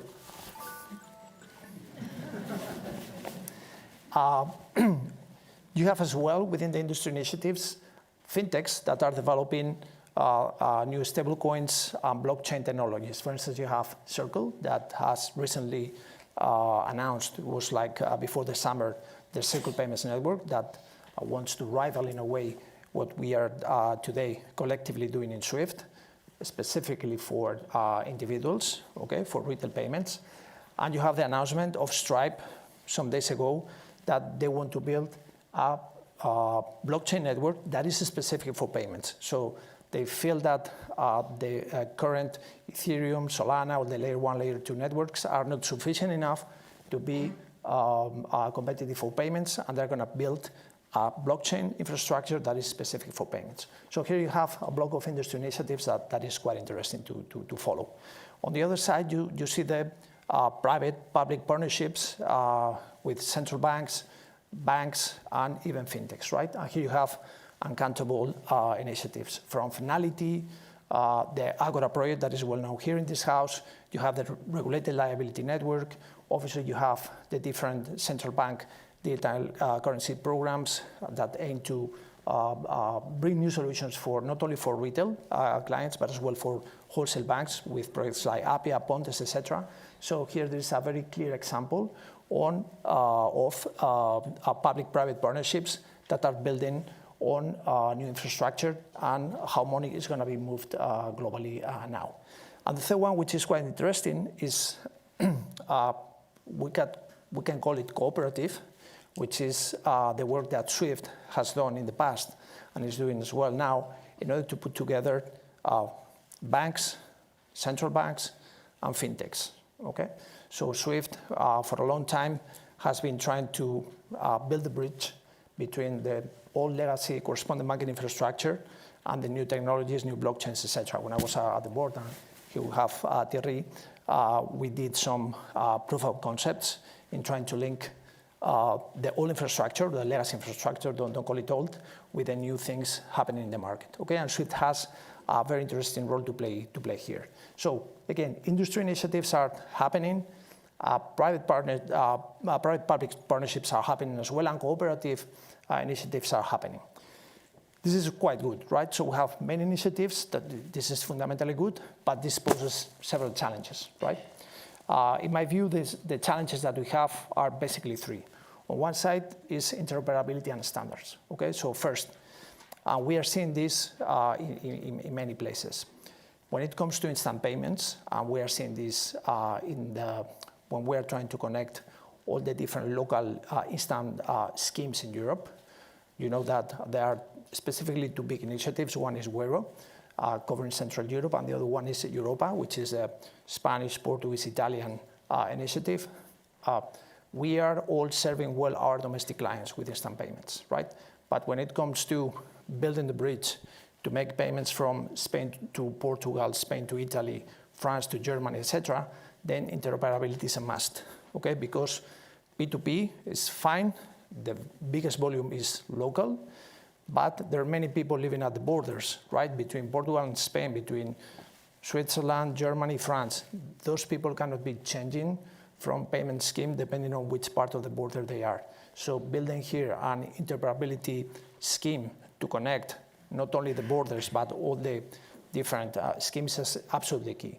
So probably you read a couple of weeks ago the announcement of Wero and Europa Alliance, where we are going to be building that bridge, that interoperability scheme, in order not only to make peer-to-peer payments, but P2M, both physical and e-commerce, which completely will create the first truly pan-European system from a client point of view. So that's quite important. In the case of stable coins, tokenized deposits, even more so, right? So at the end, you read the news, you see every bank is launching their tokens, their tokenized deposits. Every bank is thinking of issuing their stable coin. Circle is having their stable coin, Tether, Paxos. Even IT companies want to launch their stable coins. We need to make them interoperable. Otherwise, we're going to be creating a little bit of spaghetti in a way that is going to be quite difficult to interconnect, right? The second important point, in my view, is settlement, right? I think we have progressed significantly as an industry when it comes to messaging, greeting, etc. So now in Europe and in many other places, we can make a payment from France to Germany using SEPA Credit Instant, and that's fine, right? But I think we need to progress faster in putting messaging, greeting, and settlement together, right? So it's great that we can allow our clients to make payments on Saturday, but we shouldn't be waiting until Monday to do the settlement with the central banks, etc. So there's innovation or progress that we need to make when it comes to settlement.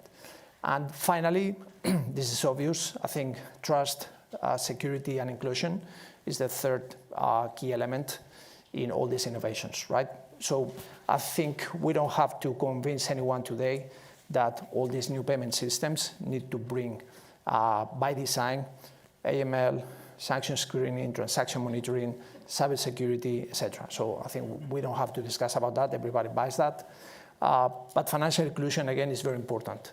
We need to make these payment systems ready to operate and ready to be used by everyone, not only big corporates, not only big banks. We need to provide people that is not included, let's say, in the traditional banking system, or even small businesses that have difficulty to access the banking environment to use these systems, these new payment schemes that are going to be providing a lot of value going on, right? So again, in my view, instant payments is one of the key things that we are seeing in the market. We need to build the bridges between the different payment schemes in order to make truly global systems that can be operated by not the big ones, but the small ones. We have 175 million clients in Santander, in places like Brazil, Uruguay, Argentina, the US, UK, Spain, and we know how difficult it is to move money for these people. And exactly the same thing with stable coins, new forms of moving money. We need fungibility and interoperability between these systems. And one thing more, we need to create the bridges between the legacy infrastructure, instant payments, and the new forms of moving money, because otherwise we're going to be creating completely two different worlds to operate. Thank you very much. You covered a lot of ground and pointed to key areas for collaboration, cross-border collaboration, both in, among the kind of established traditional players like central banks and involving initiatives from the private sector. And maybe I can turn to you. I know you have been deeply involved in many forms of collaboration among the Nordic countries. There is close collaboration on these and other areas. Perhaps you can draw some lessons from those experiences that could be applied more broadly at a global scale, perhaps. Well, I think there are a lot of things that we need to collaborate on, and the Nordics has been generally an area where we've been close together. Our economies are intertwined, so it makes it natural to collaborate across borders. The central banks have quite close ties. We meet regularly, etc. So collaboration has been quite useful, and it also in the payments area and central banking. I would say now, though, that the trend is that I see also globally is that you sort of move into more regional cooperation. So of course now our cooperation is moving also into the ECB, and we're all in different paces moving into the target systems, and seeing an increased need to collaborate on a bit larger scale when you face these new technologies and you're going to implement experiments that are quite costly and that has to be. So I think for smaller central banks, that's probably a way that you need these sort of larger areas also of cooperation. But I would like to, I mean, from the first panel, we also heard that I think it's really important for central banks to stay within their mandate. So, of course, the new technologies, you could start collaborating about all types of things. But I think it's important, especially in days when independence is discussed, we need to focus on our mandate. And we are going to face different regulation. I mean, I talked about geopolitics and competition between centers, but I think really this point that José Luis made about the spaghetti, that's definitely not where we want to end up. So I think looking at our mandate and looking at existing collaborative structures, I think we need to sort of see collaboration as different circles. So we might collaborate a bit closer with our own industry, the Nordics, then we go to the EU, but we really need to make sure that these systems can speak to each other, because I think the expectation of the public is that they want to make payments instantly, globally, and they want it soon. So that technology is going to be developed somehow, and I think if we want to manage the risk and manage spillover effects, we need to sort of be part of this process. And I also think there are a lot of things that we can collaborate on that are within our mandates. It could be standards and this public-private discussions that are taking place. I myself take part of the committee CPMI, and of course that's a big part of the discussion. But I also think this Innovation Hub projects where you can sort of discuss technology and have experiments that go across borders and share, that can be really useful. But I mean, staying within our mandates, but we must accept that there is a role of creating this connection, not to end up in a spaghetti landscape, even if we end up in a little bit different solutions when it comes to public-private sort of use of different money. So. Thank you. Andrew, you have experience working on a regional cooperation in the context of Nexus. Could you perhaps share some experiences from that and lessons learned that could be applied more broadly? Yeah, happy to. And of course, you know, I think the theme of collaboration, that's what the Innovation Hub is really all about. And having had the privilege of setting up the Singapore Center a few years ago, really the focus was not just regional relationships, but in fact kind of leveraging the power of that network globally that the Innovation Hub is able to bring together.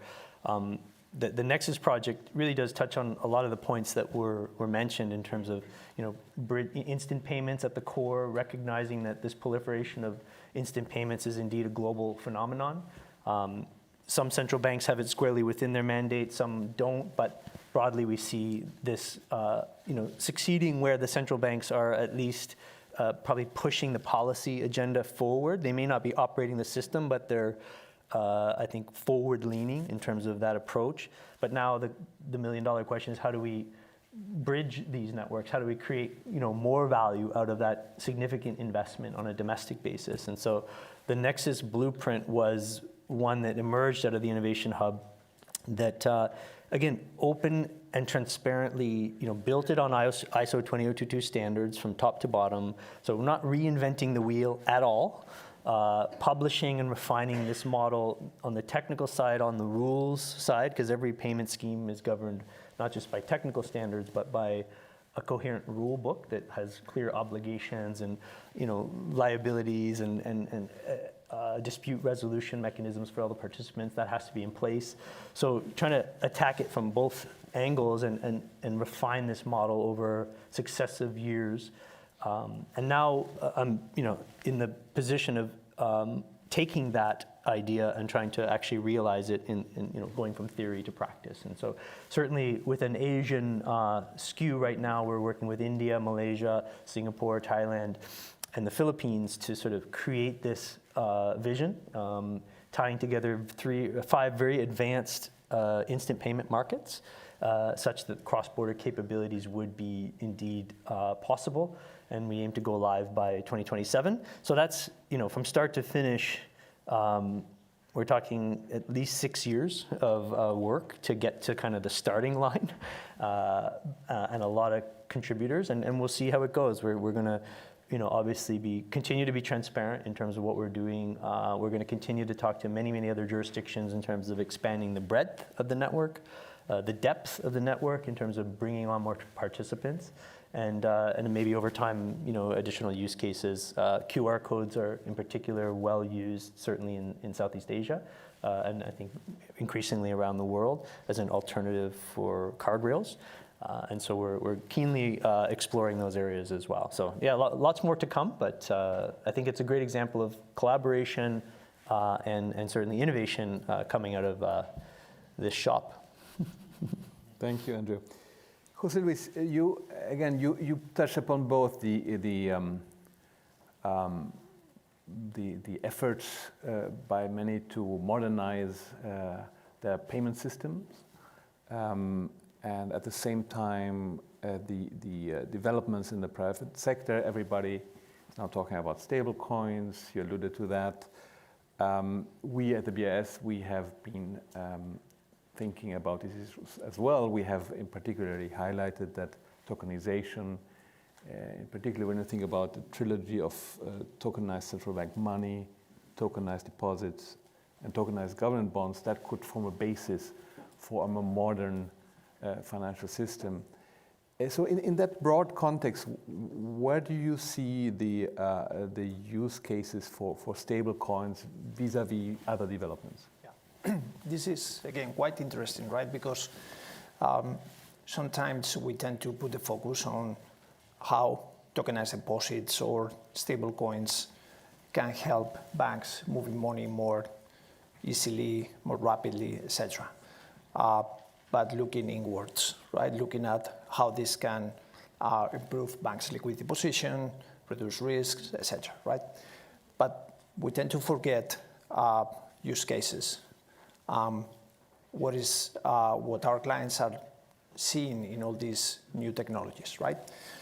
Probably here, nobody in Europe will buy a euro stablecoin in order to protect their wages from the volatility of the euro, right? It's ridiculous.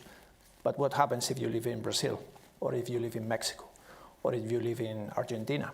So in all these places, the volatility of the currencies are big, right? So for an Argentinian or for a Brazilian getting their wages, and 10 days later having lost part of value because of the volatility of the currency is not an option anymore. And there are options because they can easily go to an exchange, they can go to a Coinbase or to whatever, they can exchange their pesos or their reais or whatever by USDCs, have their money in a different place that is fully secured, they're protecting their wages, and what is happening now is that they can use these USDCs to pay, right? Before it was a form of storing value, which is one of the key elements that define money, but now they can make payments with that. So can you imagine what is the impact on this to not only banks or to the financial system in the countries, but to central banks and the capacity that they have to influence on monetary policy? If suddenly their clients don't want to use their pesos, their reals anymore, and they're going to be paying with USDCs, USDTs, you name it, right? So this is a trend, again, that probably from a European-centric view, we don't see it.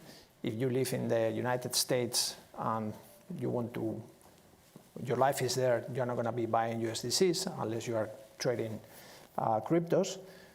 But for a lot of people in this planet that are subject to it, this is a clear option that they have today, and that can completely change how financial industry is being managed today, right? So to me, this is a huge use case that we are obviously at Santander, because we have a huge position in the Americas, we are tackling, okay, because we are seeing these flows on a day-to-day basis increasing. And not only consumers, exactly the same for small companies that sell online. Why asking your customers to pay in pesos or to pay in reales? You can ask them to pay in USDCs, USDTs, whatever stablecoin, and you're going to be protecting the value of your sales. You don't need huge hedges with the treasury desks of banks that in most of the cases we don't offer these products to small companies, because normally we're talking about small volumes, and they have an option that is quite cheap and they can pay with that, right? So this is, again, we don't see it so often from here, but believe me, this is happening. Sometimes we use stablecoin as a kind of an esoteric concept, but this is being used as a real payment method today and a real form of store of value from a lot of people in the world. And this is going to be increasing as we speak. Thank you. And as you mentioned, this of course creates challenges for monetary sovereignty in these countries. Andrew, what's your perspective on use cases? Yeah, it's obviously the topic du jour. Again, I think I take your point in terms of emerging market volatility, certain use cases. Online gambling is another big one for stablecoins, I guess. So there's different use cases emerging. But personally, I think that there's turning everything into a bearer instrument is quite problematic. When I talk to merchants, they don't want a fire hose of small transactions coming into a wallet. They actually want to work with an acquirer, and they want a daily settlement and a reconciliation report, because it's a completely untenable thing for a small merchant to manage their accounts that way. So they're used to a certain way of operating, and there's a logic to it. There's many other payments use cases that logically also make sense. Bill payments, salary payments on ACH rails or otherwise. So I think payments are a massive, massive market, and I'm sure there's room for many, many different methods of payment, whether it's ACH, instant payments, or eventually stable coins. And I think they all find their niche somehow. But then when I kind of think about the back end, and I think several speakers have brought it up today as well, there's something about having this massive universe of private issuers that sort of harken back to kind of the private banknote era of the 1800s, and part of me just kind of has this sneaking suspicion we're recreating the wheel actually over and over again. There's going to be need for clearing amongst these so-called non-fungible but stable fiat coins of the same currency. There's going to be discounts, there's going to be clearing, and you're just kind of going right back to where we started in many, many ways, which is just a necessity. That's what you need if you're going to have that environment. And so the complexity of the payment landscape is increasing every day, and I think that will certainly continue. Yeah. Thank you. Any thoughts on the topic? Well, on that topic, I would say, it clearly raises a lot of questions, and monetary sovereignty might be one of them. But I think here, you need regulation, and you need in different jurisdictions to sort of think about what can happen. And in terms of financial stability risk, I guess we really need to think about the cross-border flows that you could see, especially perhaps not in ordinary situation, but if you see runs on certain areas, or you see movement, because of course the backing asset will be the central assets of our financial system, such as government bonds and treasuries and things like that. So I think there's a clear need for regulation, and I certainly agree that the whole point of having a central bank money is this access to risk-free backed assets. I think that's clearly something that I don't think will be replaced. But in terms of collaboration, this is one area where I think the main part is going to be regulation. But then I think it also involves that you might end up in a bit different solution as different countries. And then I come back to this issue of making sure that you can connect different forms of payment and making sure that they can speak to each other from different areas. But I mean, as a final word, I just want to come back to that this shows that you, as a central bank, we need to go back, as the words of the previous panels, we need to keep track on these technologies and be part of the development if we're going to take care of the risk. Because, of course, if central banks don't evolve and we do not sort of keep our offering in line what's needed for tokenization, and et cetera, then, I mean, private alternatives are going to take over. Thank you very much. Well, you basically summarized the essence of our discussion, so you made my job easy. I think we saw a unanimous, consent in the sense that there is lots of need and urgency for collaboration, ranging across payments, interoperability, cross-border flows, AI, new challenges emerging potentially from quantum computing and cyber risk. And so the life of regulators, central bankers, supervisors is not going to be easier, and that of the private sector either. So interesting times ahead, and I hope we're all up for the challenge. Thank you very much.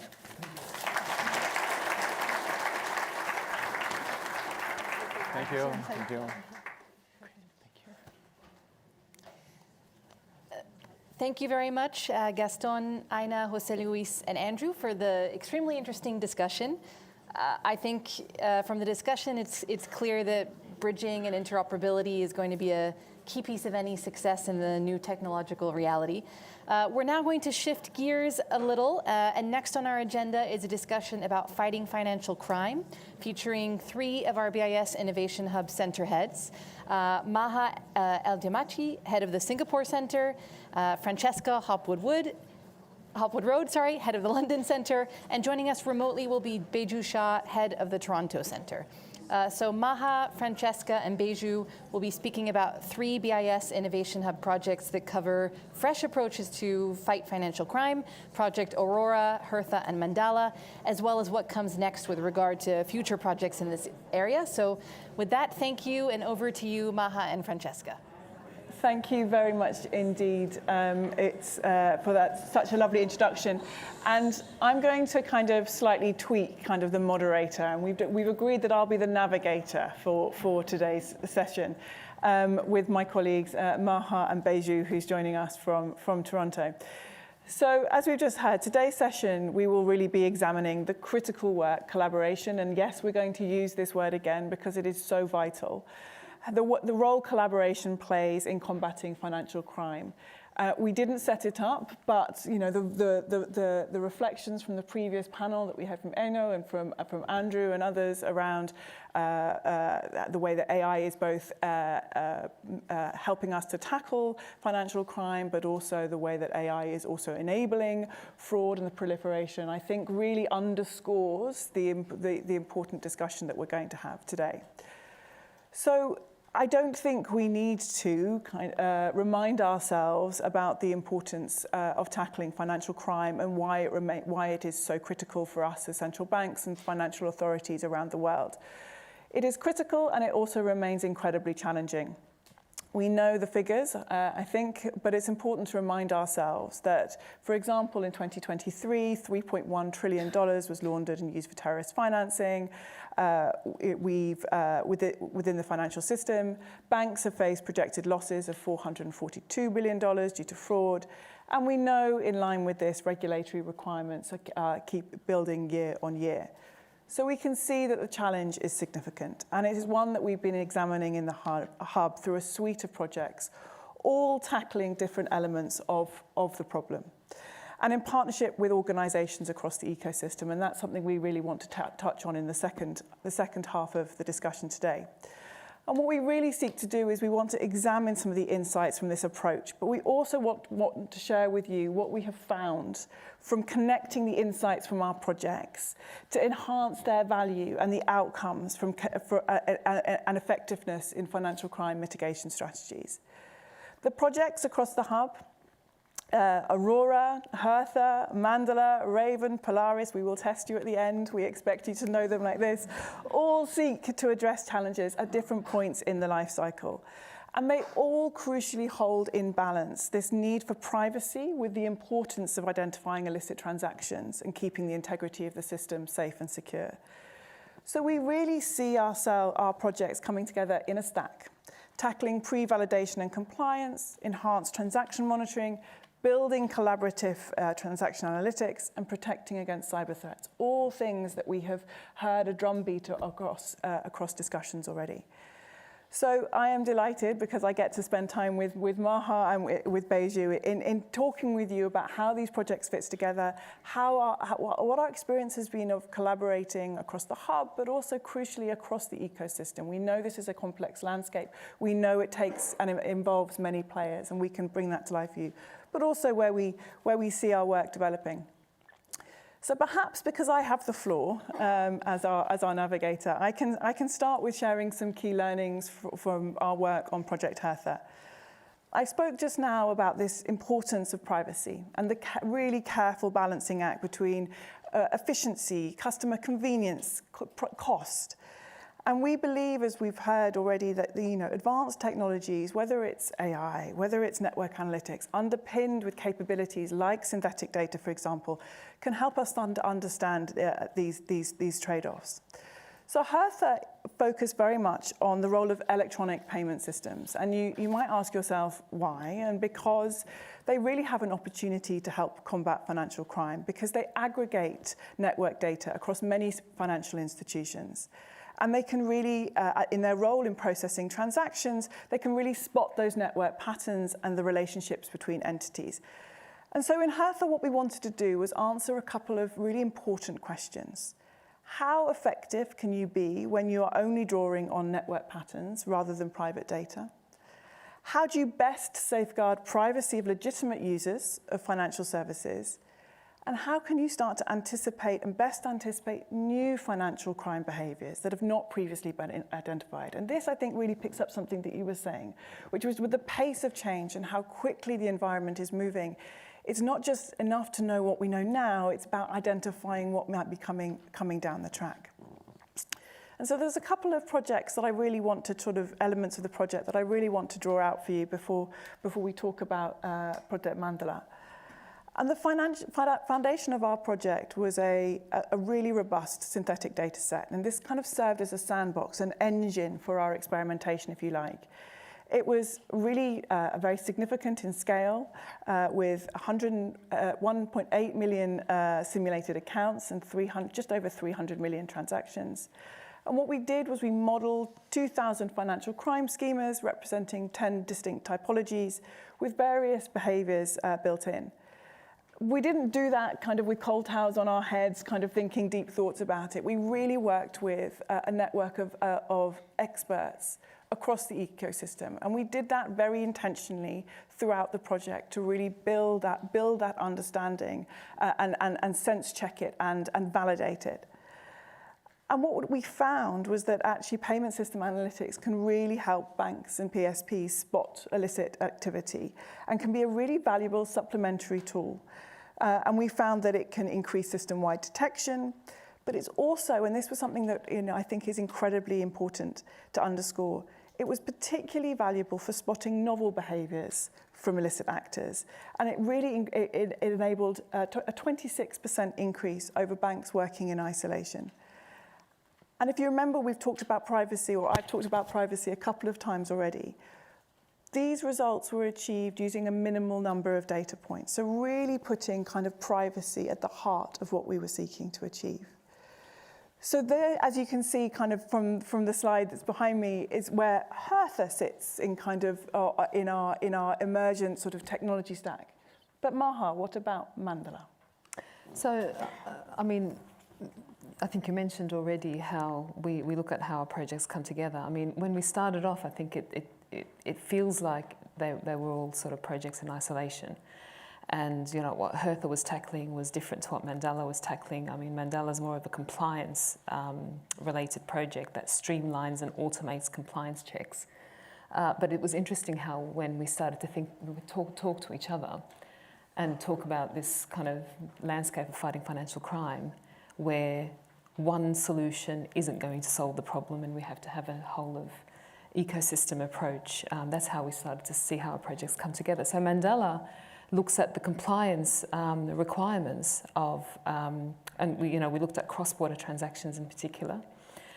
Can we look at sort of a pre-validation and sort of a pre-validation phase of conducting the compliance checks, creating a verifiable proof of the compliance, and allowing that to travel with the transaction? And what could be sort of the possibilities of kind of streamlining and making compliance checks more efficient? Because the things that we hear from everybody, industry, regulators, everybody, is that compliance creates real friction in the in payments.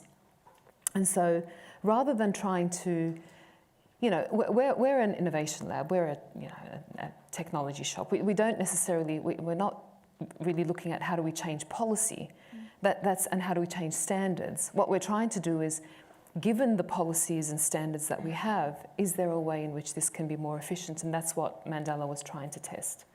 So pre-validation, then we look at that verifiable proof. We tested it with kind of digital assets, as well as with, we partnered with Swift, for Swift messages, creates a hash, travels across the transaction flow. And it did show that it can create these efficiencies. So the signs of, and we had two use cases, sanction screening and capital flow management measures. And the signs of those use cases showed that it can actually create efficiencies. It also helps the central banks in terms of their monitoring process, so they can automatically monitor these transactions. So it's helpful to central banks, it's helpful to commercial banks, and those who need to conduct the compliance. And that was important for Mandela, because when we talk about public-private partnership, it was very much about ensuring that public-private partnership was part of the project. Those users who need to do the compliance and those who need to monitor compliance or conduct their, let's say, supervisory activities. And so now where we are is actually taking it to the next phase. So Mandela is now going into Mandela phase 2, which is where we're going to test further whether what we've observed in the first phase is actually, does it still hold in larger sort of transaction sets. And so we're setting that up. The team are here actually next to the Mandela poster. You could talk to them and find out more about that project. We're also looking at whether we can broaden the use cases for Mandela, because it was very much around more of the quantitative type of compliance, sanction screening against lists, etc., versus maybe some risk scoring that we can introduce, or something a little bit more complex. And so, and again, using privacy-preserving technologies, and using sort of technologies available to us to see how this works. So Mandela's going to a next phase. We're very excited about that. But maybe at this stage we can finish the diagram, and I'll hand over to Beju to talk to us about Aurora. Thank you, Ma and Francesca. Speaking about Project Aurora, financial crime is international and cross-border, and we need to think about any solutions with that lens in mind. So in the phase 1 experiment, when we combined AI, machine learning, and privacy technologies in a cross-border simulation, again using synthetic data, the detection of money laundering improved more than 3-fold, whilst false positives dropped by nearly 80%. And this demonstrated that smarter, secure collaboration is both possible and could be more effective. But in phase 2, that urgency for collaboration has only accelerated and become very apparent. And this is because the threat landscape around us, the cyber financial threat landscape, has changed rapidly in recent years. Cybercrime and financial crime have converged. And this is also why you see on that stack that we have our Project Polaris and Raven, which focus on cybersecurity in this financial integrity landscape. Criminal networks exploit AI payment ecosystem fragmentation, DeFi, cryptocurrencies, and leverage professional dark web services to move illicit funds at unprecedented scale. And so in response to this, a paradigm shift is needed. We need to move from reactive rule-based compliance to collaborative, intelligence-led prevention, very much like the cybersecurity industry had to adopt years back. As part of phase 2, we conducted a global survey of 100 financial institutions and fintechs. And as one executive interviewed put it, collaboration must be the future if we're to keep pace with criminal networks that exploit the financial system. 8 in 10 respondents to this survey agreed that the sector should move towards greater collaboration, and the same numbers supported unified strategies for both cyber and financial crime prevention. Now, through industry workshops and roundtables, 2 themes emerged as essential to collaborative efforts, whether domestically or across borders. The first is a need for a common data language for financial crime. And the second is a need for clearer understanding of how privacy technologies can be applied to data associated to financial crime. And with this in mind, we will soon publish a data handbook, co-created with experts from these workshops. This will be a practical exemplar based around 4 use cases, such as uncovering complex ownership structures, organized crime networks, mule accounts, and also new financial crime typologies. And this exemplar can then be used and further enhanced by other collaborative initiatives. Let me pass back to Francesca now. Thank you, Beju. And we've talked, I think, all 3 of us about kind of how we have worked with others, not just within our centres, not just maybe within our jurisdictions, but with partners, whether it's in academia and with colleagues in the private sector as well. And one of the things that we have learned is that the importance of convening for sharing that deeper insight, to foster dialogue, to understand kind of emergent use cases, understand where kind of emerging questions are bubbling, and how this can be underpinned with the value that advanced technology can bring. And we convened the Analytics Showcase earlier this year. We'll be talking about that a little bit more tomorrow afternoon. Benedict and I, in the context of how we can use these challenges. But we know that those kinds of settings are hugely valuable in creating the environments to really peel back and have a look and scrutinize kind of what we have experimented with, how we have done that experimentation. And so, Beju, I'm really kind of interested to kind of explore kind of how you understand kind of what can be achieved by integrating our efforts, because I know that's something you have been working on a lot in your previous role in the Nordics. Sure, thank you. And I think this also formed the basis of some of the workshops that we led as part of phase 2 as well, just to really understand which initiatives, both across the public and private sector, could really make a difference in improving AML and financial crime prevention efforts. Now, not all of these rely on technology. Some of the things that came out from the survey and the workshops, and also the roundtables and other events that have happened through the course of all of our work, have pointed to things like joint training and knowledge sharing programs, research and data initiatives, technology experimentation, and ultimately ways to share information securely. Let me first begin talking about joint training and knowledge sharing. Public and private institutions can build critical knowledge through regular dialogue and structured public-private partnerships. And this ensures lessons are shared across the community rapidly. And this has really worked well for some countries in the Baltics. Cross-institution training can also bring regulators and practitioners together, fostering the exchange of insights across both sectors. And private institutions can collaborate to develop a shared view of risk through joint model training and related initiatives. Simulation exercises, similar to red teaming or purple teaming exercises in cybersecurity, can help test readiness against realistic scenarios, particularly addressing converged cyber and financial crime threats. Next, we have joint research and data initiatives. Complex data challenges such as tackling synthetic identities, money mule networks, and opaque ownership structures cannot be solved in isolation. Pooling expertise across public and private sector and working with a range of connected data allows us to see what no single actor can. And data handbooks provide a basis to develop a common data language of definitions, standards, and associated processes that can act as an anchor for collaborative efforts. The third, importantly, which is what we do, is technology experimentation as well. It's important that innovation keeps pace with this evolving threat landscape, where threat actors are using these very advanced technologies against our institutions.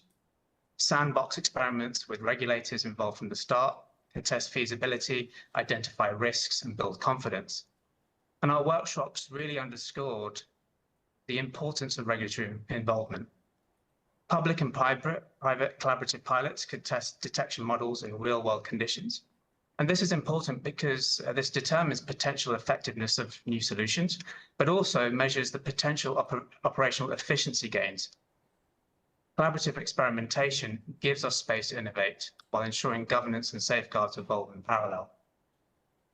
Ultimately, information sharing and shared platforms make collaboration possible in the fight against financial crime. So clear gateways and agreed protocols give institutions the confidence to share specific information under certain conditions in a compliant and secure way. A common data language for use in information sharing ensures that a red flag raised in one institution is instantly meaningful in another. And federated pooled platforms could enable the exchange of new typologies and alerts, protecting sensitive information whilst also improving intelligence. Finally, broader initiatives, such as those linking legal entity identifiers with beneficial ownership and sanctions lists, like the ones that we saw during our analytics challenge, show how connected data can begin to turn fragmented data into collective insight. The threat landscape is only going to move faster and become more complex, and therefore collaboration and innovation are key. And that collaboration transforms our fragmented defenses into a more connected, adaptive response to AML and financial crime prevention, just as it did for the cybersecurity industry. And the path forward is not necessarily about grand leaps, but it's about steady, practical steps forward, which a collaborative environment can achieve. Thank you. I'll pass back. You know, one of the things also that, under that theme of collaboration, is the way we operate today is that you've got your money laundering or your anti-money laundering teams, you've got your CFT teams, you've got your fraud teams, all potentially operating in isolation. We hear that all the time. And I think, Beju, you talk about that, don't you? Compliance, AML, fraud prevention or mitigation or detection.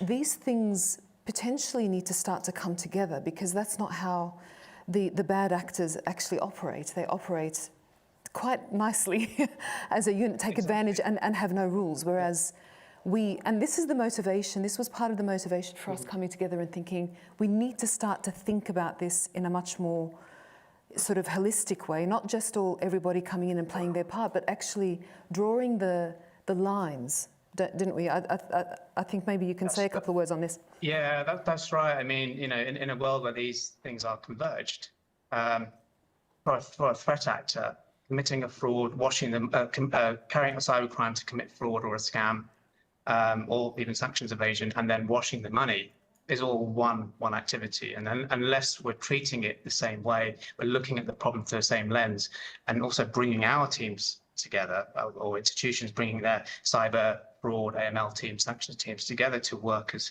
almost one unit, you're not going to get that holistic view, that shared view of that threat landscape. And this is where our efforts around this stack come in, to signal the fact that actually there is this holistic view, and we do need to look at across all these dimensions because they are interconnected. And I think that kind of sort of the reflections on, and hopefully kind of for our audience and kind of for those sort of watching, sort of starting to see how we think about this kind of alignment of our projects, particularly in this space, is really helpful, because I sort of said slightly flippant that I test you on our project names, but understanding what each of those projects are doing and how they're coming together and where they fit and what what insights can we bank, excuse the pun, from them? But then, in order to build and identify, well, what's the next generation of questions we need to ask? What are the next generation of technology that we want to understand and apply? I think becomes really critically important. Agree. And linking that then to the policy questions that are out there, to the standard setting bodies that are thinking about this. I think, key partners that we talk to, obviously industry, but organizations such as our FSB, the Financial Stability Board, the, FATF, all of these different organizations and the roles that they play, bringing them together. And the analytics challenge was actually a really nice, I would say, environment where we had all of these key players. We ran a couple of round tables, one with a mix of industry and policymakers, one just for policymakers to think about, how do we move this forward, and certain ideas came out of that, and different activities, and a community of and again, when we talk about collaboration, how do we form communities around a particular topic? Everybody we talk to is interested in this. Everybody we talk to tells us how this is this is something that needs to be tackled. And so how do we create communities that come together? I think the analytics challenge was one of those, forums where, again, the panels before us spoke about the platform. How do we create the platform to bring everybody together? Indeed. So as we kind of think about kind of wrapping up, maybe, Bejo, I can come to you. Do you have a wish? I know you have spent kind of the last few years deep in this space. So do you have a kind of a wish list for what combating financial crime in the future would look like? Well, it's fair to say I've actually been down a rabbit hole. I've kind of emerged again around this because this is a really complex landscape that just goes deeper and deeper and deeper. But ultimately, it comes back to those core things that actually this is ultimately around, in a digital world, this is around data. So we do need to, one, have a common language and a common view of what we mean in a very heterogeneous landscape, but also have the mechanisms to bring these data sets together, have this holistic view, and then collaborate all around that.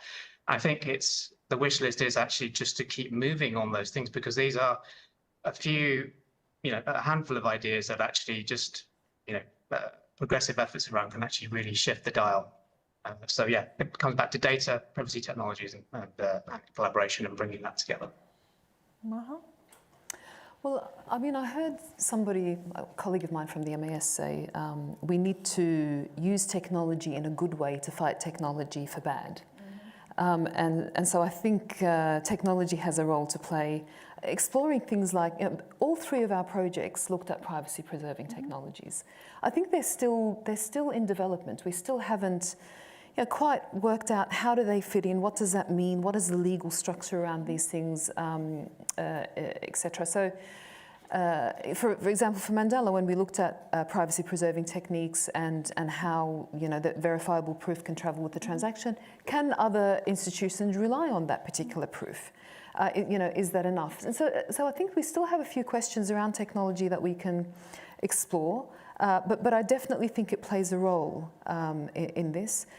So that would be my one-liner, but I think it's the overall collaboration of a whole of society approach to actually tackle this in the right way would be my view. What's your view? My view, a couple of observations I'd make. I think one of the things that was really quite interesting for us from the work we were doing in Hertha was this kind of notion that we examined around kind of collaborative active learning, which I think actually is something which we could think about kind of being applied in lots of different use cases. But what we meant about it in Hertha was how could individual institutions fuse their insights at a kind of a network level to really kind of enhance and enable and build out that picture. And I can see a few nods around the room because I know there are quite a few colleagues here who are thinking about kind of what does this mean in their jurisdictions? How do we really understand kind of and tackle kind of, the scourge of fraud and how that's growing and looking like? And so I think kind of this ability to kind of to kind of collaborate really kind of actively, I think is really profound. And then the second is around, we know that the environment is changing very rapidly around us. I mean, if we know that the pace of change is really quite profound. We know that there are different actors coming in, different scenarios playing out. And so our ability to, as you say, kind of test and harden the technology as that a landscape evolves around us, I think is going to become ever more pressing. Yeah, I think so. Look, we're trying to demonstrate, this came naturally, but the three of us have been working together on this for quite a while, and we're trying to kind of make sure that at least we're practicing what we preach, so to speak. If we're talking about collaboration, we need to collaborate amongst each other. And what was interesting is that, Beiju, you spoke about, what time is it, by the way, in Canada, Beiju? It's just after 10:30. Oh, that's all right. That's all right then. You're okay. He's okay. I thought it was worse, because he sounded very coherent. So. Or coffee. Or coffee, exactly. So Beiju went down the rabbit hole, but we all learned from that, because the sharing that he gave us, what Hertha gave us, for example, in terms of privacy-preserving technologies and some of the the models that were used in Hertha, we're building on these to do the next thing, and so I mean we try to really, play our part in this ecosystem, if you like. We try to, look at how can we be helpful to central banks, to regulators that really care about this by looking at this public-private partnership sort of, platform that we can bring together. How can we use technology or experiment with technology to close some of these gaps or maybe answer some of these questions, some perhaps more advanced than others in terms of the nature of the work that we do or the projects that we do. And so we will continue to do that, because obviously that's our role in the hub, that's our role at the BIS. And already we're thinking about, Beiju again mentioned this idea about data and data sharing. Again, we hear a lot that is one of the key issues that is holding us back when it comes to fighting financial crime or fraud, right? And so we're looking actually as a next idea of a project which came out of the analytics challenge and those round tables that we spoke about, is to, maybe there's kind of a platform where we can create a protocol, we can share not necessarily the underlying data, but fraud typologies. And maybe we can train a model collectively to see whether that kind of global model can actually perform better than perhaps the local initiatives that are happening. It's still in formation, but that's an idea that's becoming a bit more concrete. And so that's how we're trying to build on and we're taking inspiration actually from Hertha, from what Aurora has been doing, not duplicating efforts, but building on it. And so we want that to be our role, but we want it to be a role that connects into the ecosystem, helps the policymakers, industry, etc., to think about these things. And we'd be very keen to actually hear more from all of you throughout the break. On that note, maybe rather than handing back to you, I'll wrap up to say we've got our posters out there. There's loads of them. Our teams are also standing around them, ready to showcase. So please, if you've got any questions around any of these projects or anything at all, in the break, maybe you can go and we can have a conversation. With that, Stephanie, I'll hand over to you. Thanks, Mara and Francesca. Thanks very much. Beiju. Oh, please go on. Thanks. I hope all of your interest was piqued with regard to some of the future projects and work coming down the pipeline in these topics. So I'd now like to invite you to a second coffee break. As Maha said, our advisors are going to be outside again in front of their posters. Please be back in the room by 5:15 for an exciting fireside chat between Sarah Breeden, the Deputy Governor of the Bank of England, and François Villeroy de Galau, the Governor of Banque de France. 5:15. See you then.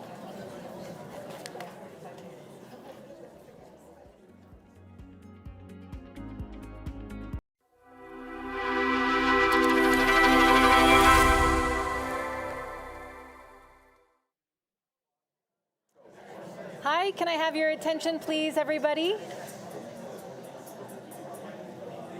Good afternoon, everyone. Thank you very much for returning so promptly back to the room. I hope you all had the opportunity to learn more about our projects and brainstorm about some of the challenges our speakers have laid out today. We've now got a very exciting final session of the day on our agenda, which will be a fireside chat between two very experienced and influential central bankers. It will be moderated by Sarah Breeden, the Deputy Governor for Financial Stability at the Bank of England, with as our speaker, François Villeroy de Galhau, the Governor of the Banque de France, who will be dialing in remotely. Sarah and François will be speaking about realizing innovation, the path to maturity for new models and technologies for central banks. So thank you very much, Sarah and François. We all really look forward to your conversation, and I'll hand over to you now, Sarah. Brilliant. Look, a warm welcome to everybody. Thanks for coming back to listen. My role at the Bank of England encompasses the bank's fintech hub, including our engagement with the fine folks at the BIS Innovation Hub, our policy and experimental work on a digital pound, our regulation of financial market infrastructures, including our real live digital securities sandbox, and crucially, what all of that might mean for the structure and the stability of the financial system. As has been the theme of the summit so far, innovation's the driving force behind progress and growth in our economies. And so it's vital for us as central banks to embrace that innovation. It's our job to ensure that as lives become more interconnected and more technology-driven, whether that's through the ubiquity of the internet, the increased adoption of AI, or the digital transformation of our financial markets, it's our job to ensure the financial system keeps up, but it's safe as it does so. Now, we've done a lot of work on these issues, but we are, I think, at a critical juncture.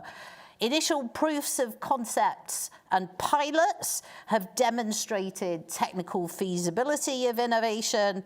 The challenge now lies in determining viability at scale, and that's not just about technology, it's about policy and regulation, operational readiness and risk management, interoperability, both domestically and globally, governance, and importantly, public-private collaboration. And I can't think of anyone better placed to explore these issues with than François, Governor of the Banque de France. François has been a leading voice on innovation in central banking, championing innovation and experimentation, whilst at the same time underlining the importance of ensuring stability and continued trust in our system. Under his leadership, the Banque de France has been at the forefront of research and experimentation through its Le Lab. I hope you're impressed with my accent there, François. I've been practicing all day. And I would say that the Banque de France exemplifies how central banks are actively shaping this wave of innovation. Their efforts from experimentation with tokenized forms of central bank money to trials aimed to improve cross-border payments and settlement efficiency are examples of this broader shift from isolated innovation to scalable, interoperable frameworks. They go beyond testing emerging technologies. They're laying the foundations for new models of financial infrastructure that can foster a more connected and resilient global financial system. So we'll look to explore these issues in our conversation today, and I very much hope that we'll get some practical insights into building this more interconnected, efficient, and sustainable global financial system. And frankly, François, it's not like you've got anything else going on in your country. I mean, chatting with me about innovation seems absolutely the right thing to do. So, François, thank you so very, very, very much for joining us today. Shall I kick off with the first question, or do you want to? No, can I only say, Sarah, thank you for your kind words. among my other duties, I also chair the board of the BIS, and it's very important for me. So I'm very happy to be with you in Basel online. I apologize not to be with you physically, but I had to be in Paris yesterday. I was in Basel yesterday, and I will be in Frankfurt tonight. So this is the life of a central banker. About French politics, I will not add anything, but be certain that the Banque de France will remain committed to its core mission of price and financial stability. And innovation, by the way. Very good. And we'll have clones of the governor of the Banque de France soon. I'm sure Le Lab is experimenting with that. Anyway, let's get to the substance, Francois. As central banks navigate these rapid technological advancements, what do you consider to be the most critical challenges we need to confront if we're to ensure that innovation advances in a way that's secure, resilient, and aligned with our public policy objectives? So this is a key question. May I start out with a somewhat philosophical remark, if you allow me? Because central banks spontaneously are on the side of stability, and we speak here about innovation. So apparently, there is a contradiction. Yeah. You know, it's an oxymoron between stability and innovation. But I don't think so in the long run. And this is probably the key answer to your question. In principle, I will illustrate further later. But if stability is without innovation, it's statism. Yeah. But if innovation on its side is without trust, which is a long-term dimension, and which is associated to stability, innovation will be very volatile and will not be durable. Yeah. So I think when we look in the long run, stability and innovation can progress together. To try to illustrate this, if I look at the present landscape of technological changes, etc., there are many things on our table, and luckily so, because these are good news for growth, for our fellow citizens, etc. We could speak about AI, and this will be probably a next very important journey. But I would like to focus today perhaps on tokenization. Yeah. Because this is one of the most promising innovations we have. It's true for citizens and households. It's true for the financial industry itself. It's true for businesses. So it's very promising. And we are all aware of the value added of tokenization. But for central banks and for the financial system as a whole, it's not only one of the most promising innovations, it's also one of the most disruptive ones. Yeah. And when referring to your question, I think to the main challenges we have to deal with, this one could really change the future of money. Yeah. Let me perhaps say one word about history. For centuries, at least for 1 century, the stable currency, which is our core business, is associated with 3 things. First, you need a central bank currency, and this is our first job, to issue a currency which is seen as stable. Second, it's associated with a strong guarantee. So in the past, it was gold or silver. Now it's the central bank itself and its independence. And we know this is not about technology, but it can be under threat. And this is not at all independent of our debate. And third, you don't have only public money, you have also private money, commercial bank money, with a 2-tier system between the central banks and the commercial banks. The counterpart of this issuing of private money by the banks being the supervision of these banks by the central banks or by a specialized supervisor. But this creates trust in the money. We have the anchor, we have the guarantee, and we have the supervision of private issuers. Each of these elements could be changed in tokenization. And if we will probably elaborate a bit further, but if we had only private tokenized money issued by non-banks, to give only an example, which is not completely theoretical, we would have the innovation, but it would be probably a much too high price in terms of confidence and stability. So this is the challenge number one we all have to deal with. Fortunately, there are solutions. I completely agree with you, and I think your description of an anchor, a guarantee, and supervision of private money is a helpful way to think about how things might change. The thing that I would respond to that worries me is the pace of change here. The rate at which things are changing makes trying to deal with the disruptive influences you describe challenging. A second question, as the financial system evolves with the adoption of new technologies like tokenization, how should we address the considerations of scalability, governance, and risk management? Let me give my answer and try to illustrate what you said about pace. Yeah. Because I think we are still in the race, but we must be quick. It's obvious. Yeah. There are two opposite schools I don't belong to, but I only mention them. One school saying, look, you have private innovation, you have stable coins issued in dollars at present, fair enough, let us develop it, and it will go without any question.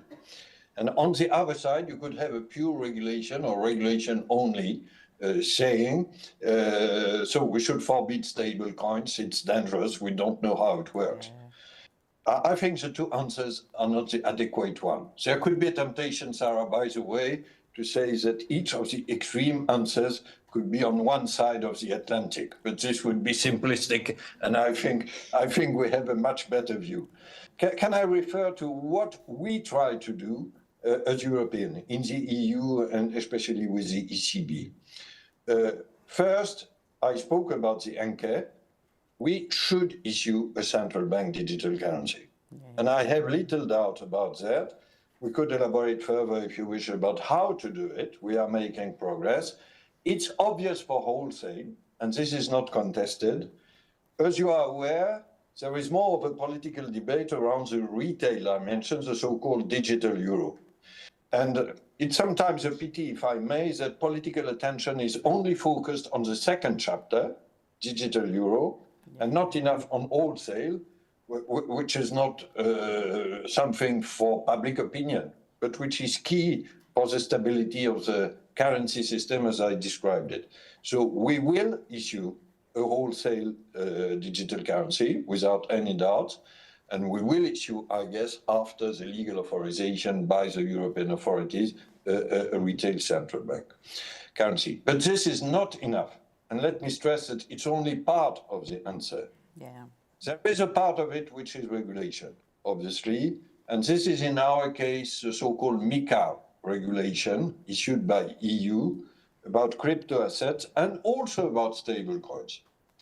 And by the way, the EU here had 1 year, a bit more than 1 year in advance to the US, because now we have the Genius regulation in the US, where we said that stable coins and cryptos would be authorized, but with some strong financial stability measures. I will not enter in details of comparing MiCA and Genius. We think that perhaps MiCA is a bit more comprehensive, but this is the spirit of regulation, to allow with guarantees. But I come back to my third element, which I mentioned earlier, and this is less often mentioned, at least in Europe. We also need to succeed in tokenization of currency with stability. We also need private money. Yeah. And this is very important. There are several possibilities. There are stable coins, including in euros. There could be also tokenized deposits. If you look at the last BIS report, annual report published last June, there is a strong advocacy for tokenized deposit plus CBDC. I am open there. It could be tokenized deposits, it could be stable coins in euros.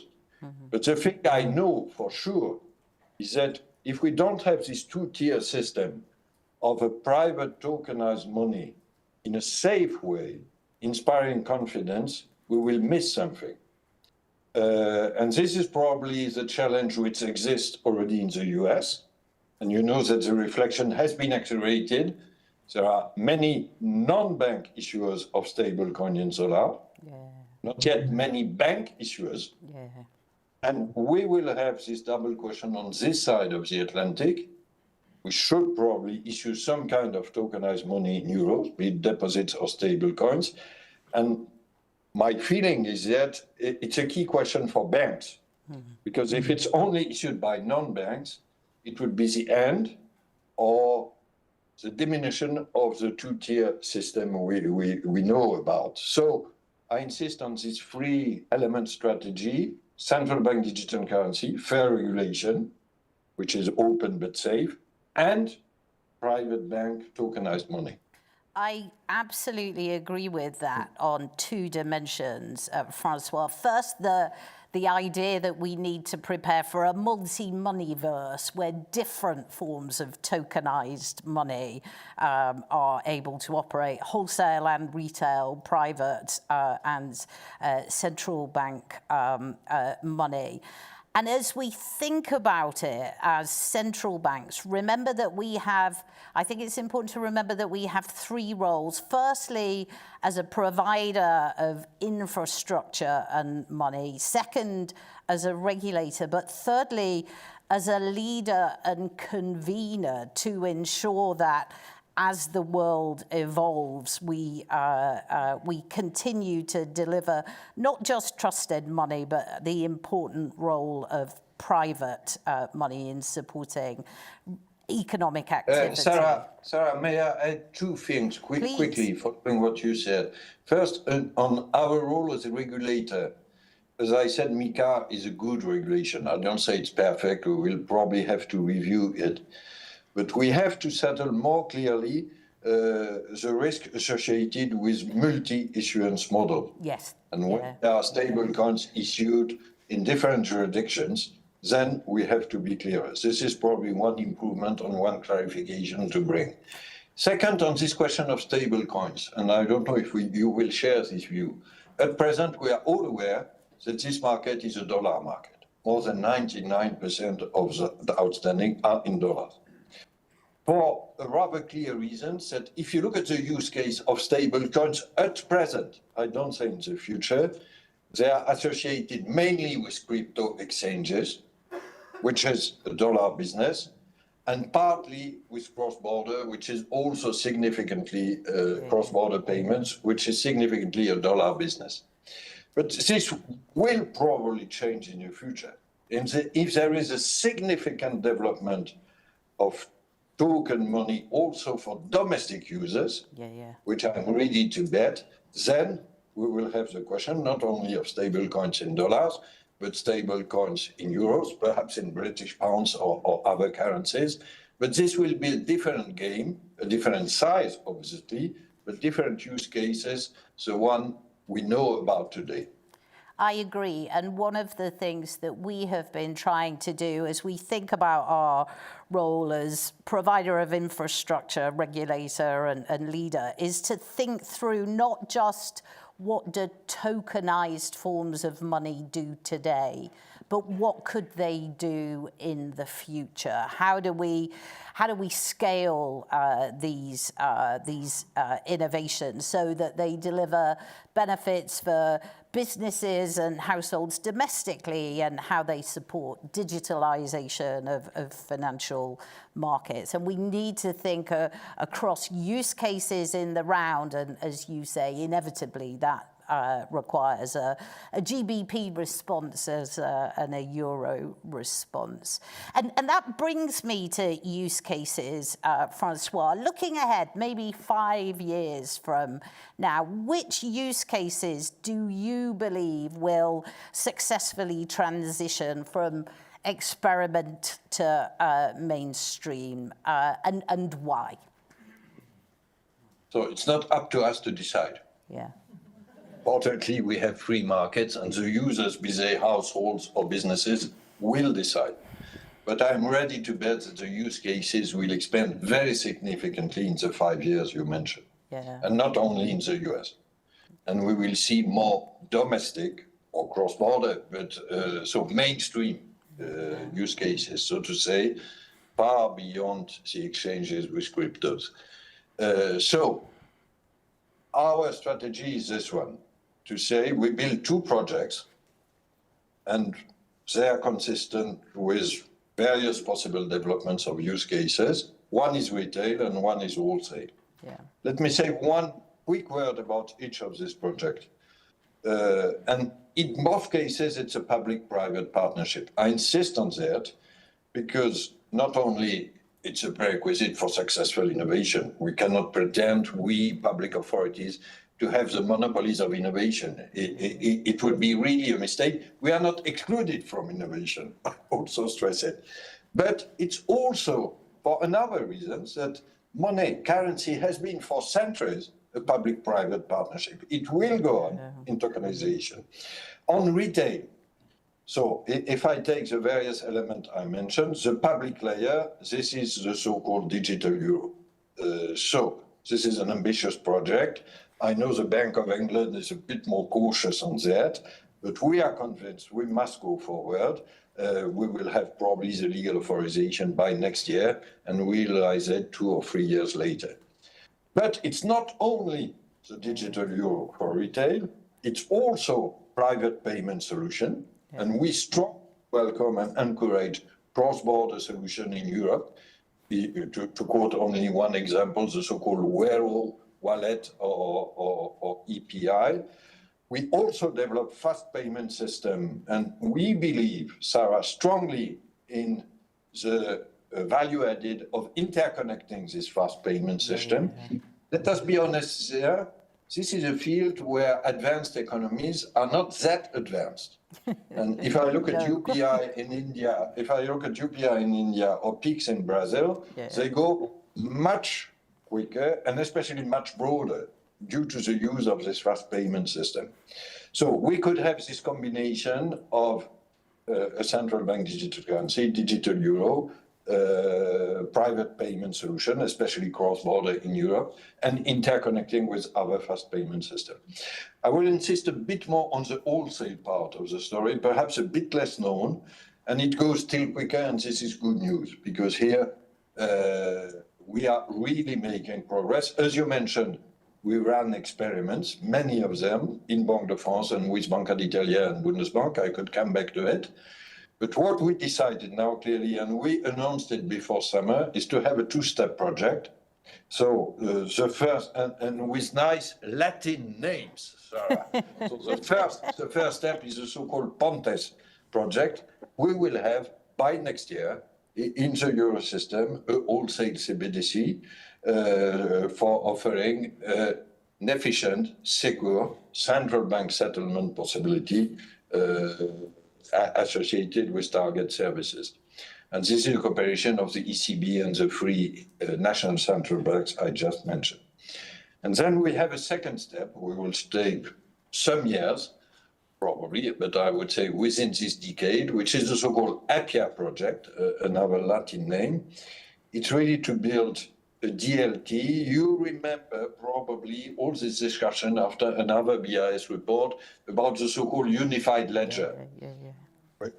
Which remains a very promising utopia. We would have a worldwide ledger where you can exchange everything, central bank currency, tokenized assets, central bank, commercial banks' money, also tokenized, etc. Could we build something like a European platform and a European unified ledger? This is more or less the purpose of the APIA project, and I think it's very reasonable to have these 2 steps, because we must start and offer a central bank solution, and this will come rather quick. So now, you perhaps remember, this is important for the ECB, that we started with the retail part and the digital euro, but it was clear, especially, I must confess, under Banque de France leadership or influence, that we needed the 2 projects. And this is the right answer, I guess, to tokenization. And now we run with the ECB the 2 projects in parallel. And can I ask, Francois, we, as you said earlier, it's not for us to decide how the system evolves, but it is for us to do two things. At least, if I may, Sarah, how the use cases evolve. Fair, I understand. But as we recognize that the path in front of us has got some uncertainty in terms of what use cases might develop, we've got to do two things. We've got to prioritize our experimentation, and we have to engage with the private sector. Those are the two really important things we do, as well as build the regulatory system. How do you think we should go about choosing what experiments to prioritize and how to structure public-private collaboration in what is inevitably an uncertain world? No, this is an excellent question, Sarah. Can I bring a very pragmatic answer, what we did in the Banque de France? Yeah. And we had to change our habits. It's obvious, because we don't know. Yeah. And we must remain open.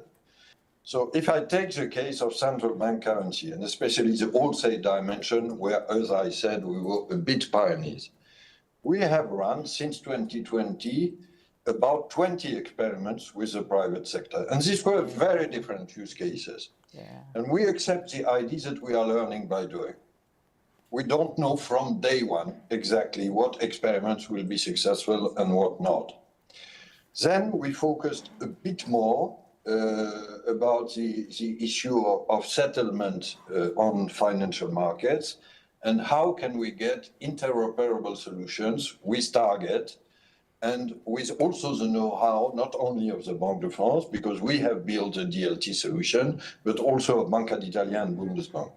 And this was another interesting step. Last year, we tested the free interoperability solutions with 65 participants from the private sector in 11 jurisdictions, and we learned much.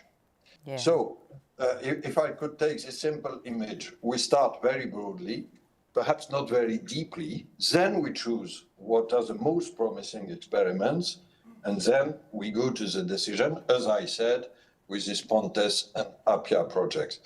But we still have to learn. I don't pretend that we have all the solution. So one of the key factors of the success of Pontes and Appia will be to go on with the private sectors. But now we know, at least, what are the key needs, and they are probably, if I may say so, use cases neutral, or at least they offer, we are sure, a value added for private players.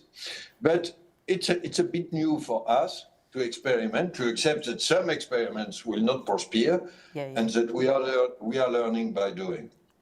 Brilliant. Look, let me try and wrap up my reflections on our conversation, Francois, and then I'll chuck it back to you to add. The good news is that innovation is happening, and that we will be able to drive benefits for businesses, households, users of financial markets. In the long run, there is no contradiction between innovation and stability. We need to innovate to make sure that we are moving forward, but at the same time, we need sustainable innovation to ensure that it's done safely and it sticks. We should prepare for a multi-money world. As you beautifully put it, money for centuries has been a public-private partnership, and we should work together to continue to maintain that. But we need to recognize that the pace of change is quick, and we need to make sure that central banks have a dog in the fight, or we maintain our role in the system. That's a more polite way of putting it. It's not for us to decide what use cases should develop, but we do need to be prepared.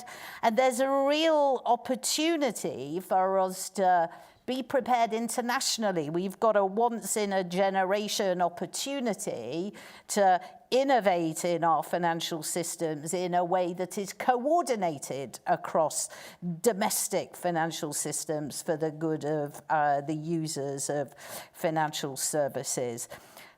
All of this is a bit tough for central bankers. We don't know where we're going to end up. We're going to learn as we go, and we need to collaborate. Bits of that are a tad countercultural to us, but it's really important that we do it in order for us to remain in the race to ensure that the important role of stability in money and the financial system is maintained. Francois, what would you add? Very little, Sarah, because this is an excellent warm-up. So you really deserve to be invited once more in our innovation lab in the Banque de France. And you will see that it's not that countercultural. It belongs to our DNA now. I would only add two quick things. First, this question, innovation stability, I started with. I really dislike simplistic oppositions. And there is a trend, let us be honest. You have two simplistic oppositions. To say, first, stability is central banks, which is true. Innovation is purely private. The private sector is better in innovation without any doubt, but we must be also on this side. And second, still more simplistic opposition, US is for innovation, Europe is for stability. And you choose where you are in the UK.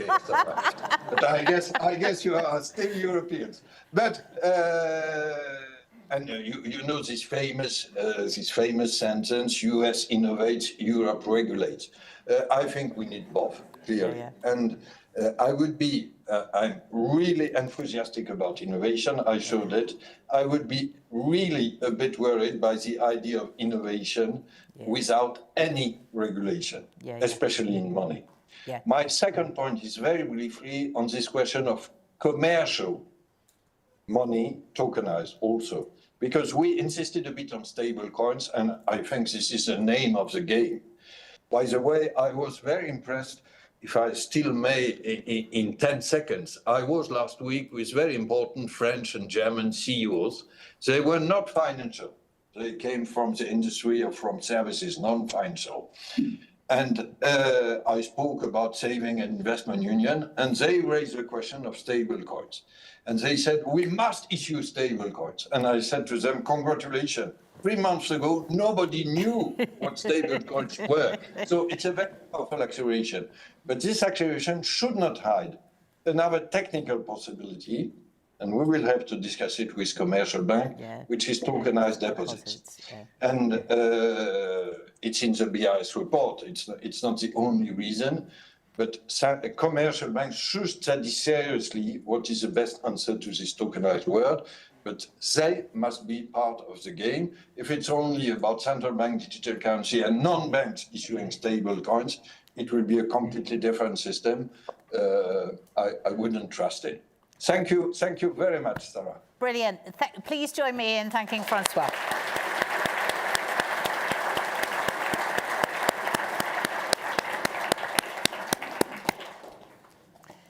Thank you very much to Sarah Breeden and Francois Villeroy de Gallau for such an interesting fireside chat. It's really valuable to hear a frank discussion from two senior central bankers on the rise of stablecoins and tokenizations and how to prepare for it. So I thank you very much. So with this now concludes our agenda for day one of the 5th BIS Innovation Summit. We hope you all enjoyed today's discussions and had the chance to reflect on some solutions. And thank you to all of you online who joined as well and listened to all of today's sessions. So while I still have the floor, I would like to give you a quick overview of the plan for tomorrow. It will be another action-packed day. Starting at 8 a.m., there will be coffee available in the networking area of the first floor just outside, ahead of a 9 a.m. start to the agenda. So please do arrive promptly ahead of 9 a.m. or dial in ahead of that time if you're online to listen to another exciting lineup of discussions focusing on AI in the morning and cross-border collaboration and horizon scanning in the afternoon. So thank you very much to our online listeners. So with that, I think we can now end the online stream. Thank you. However, for those of us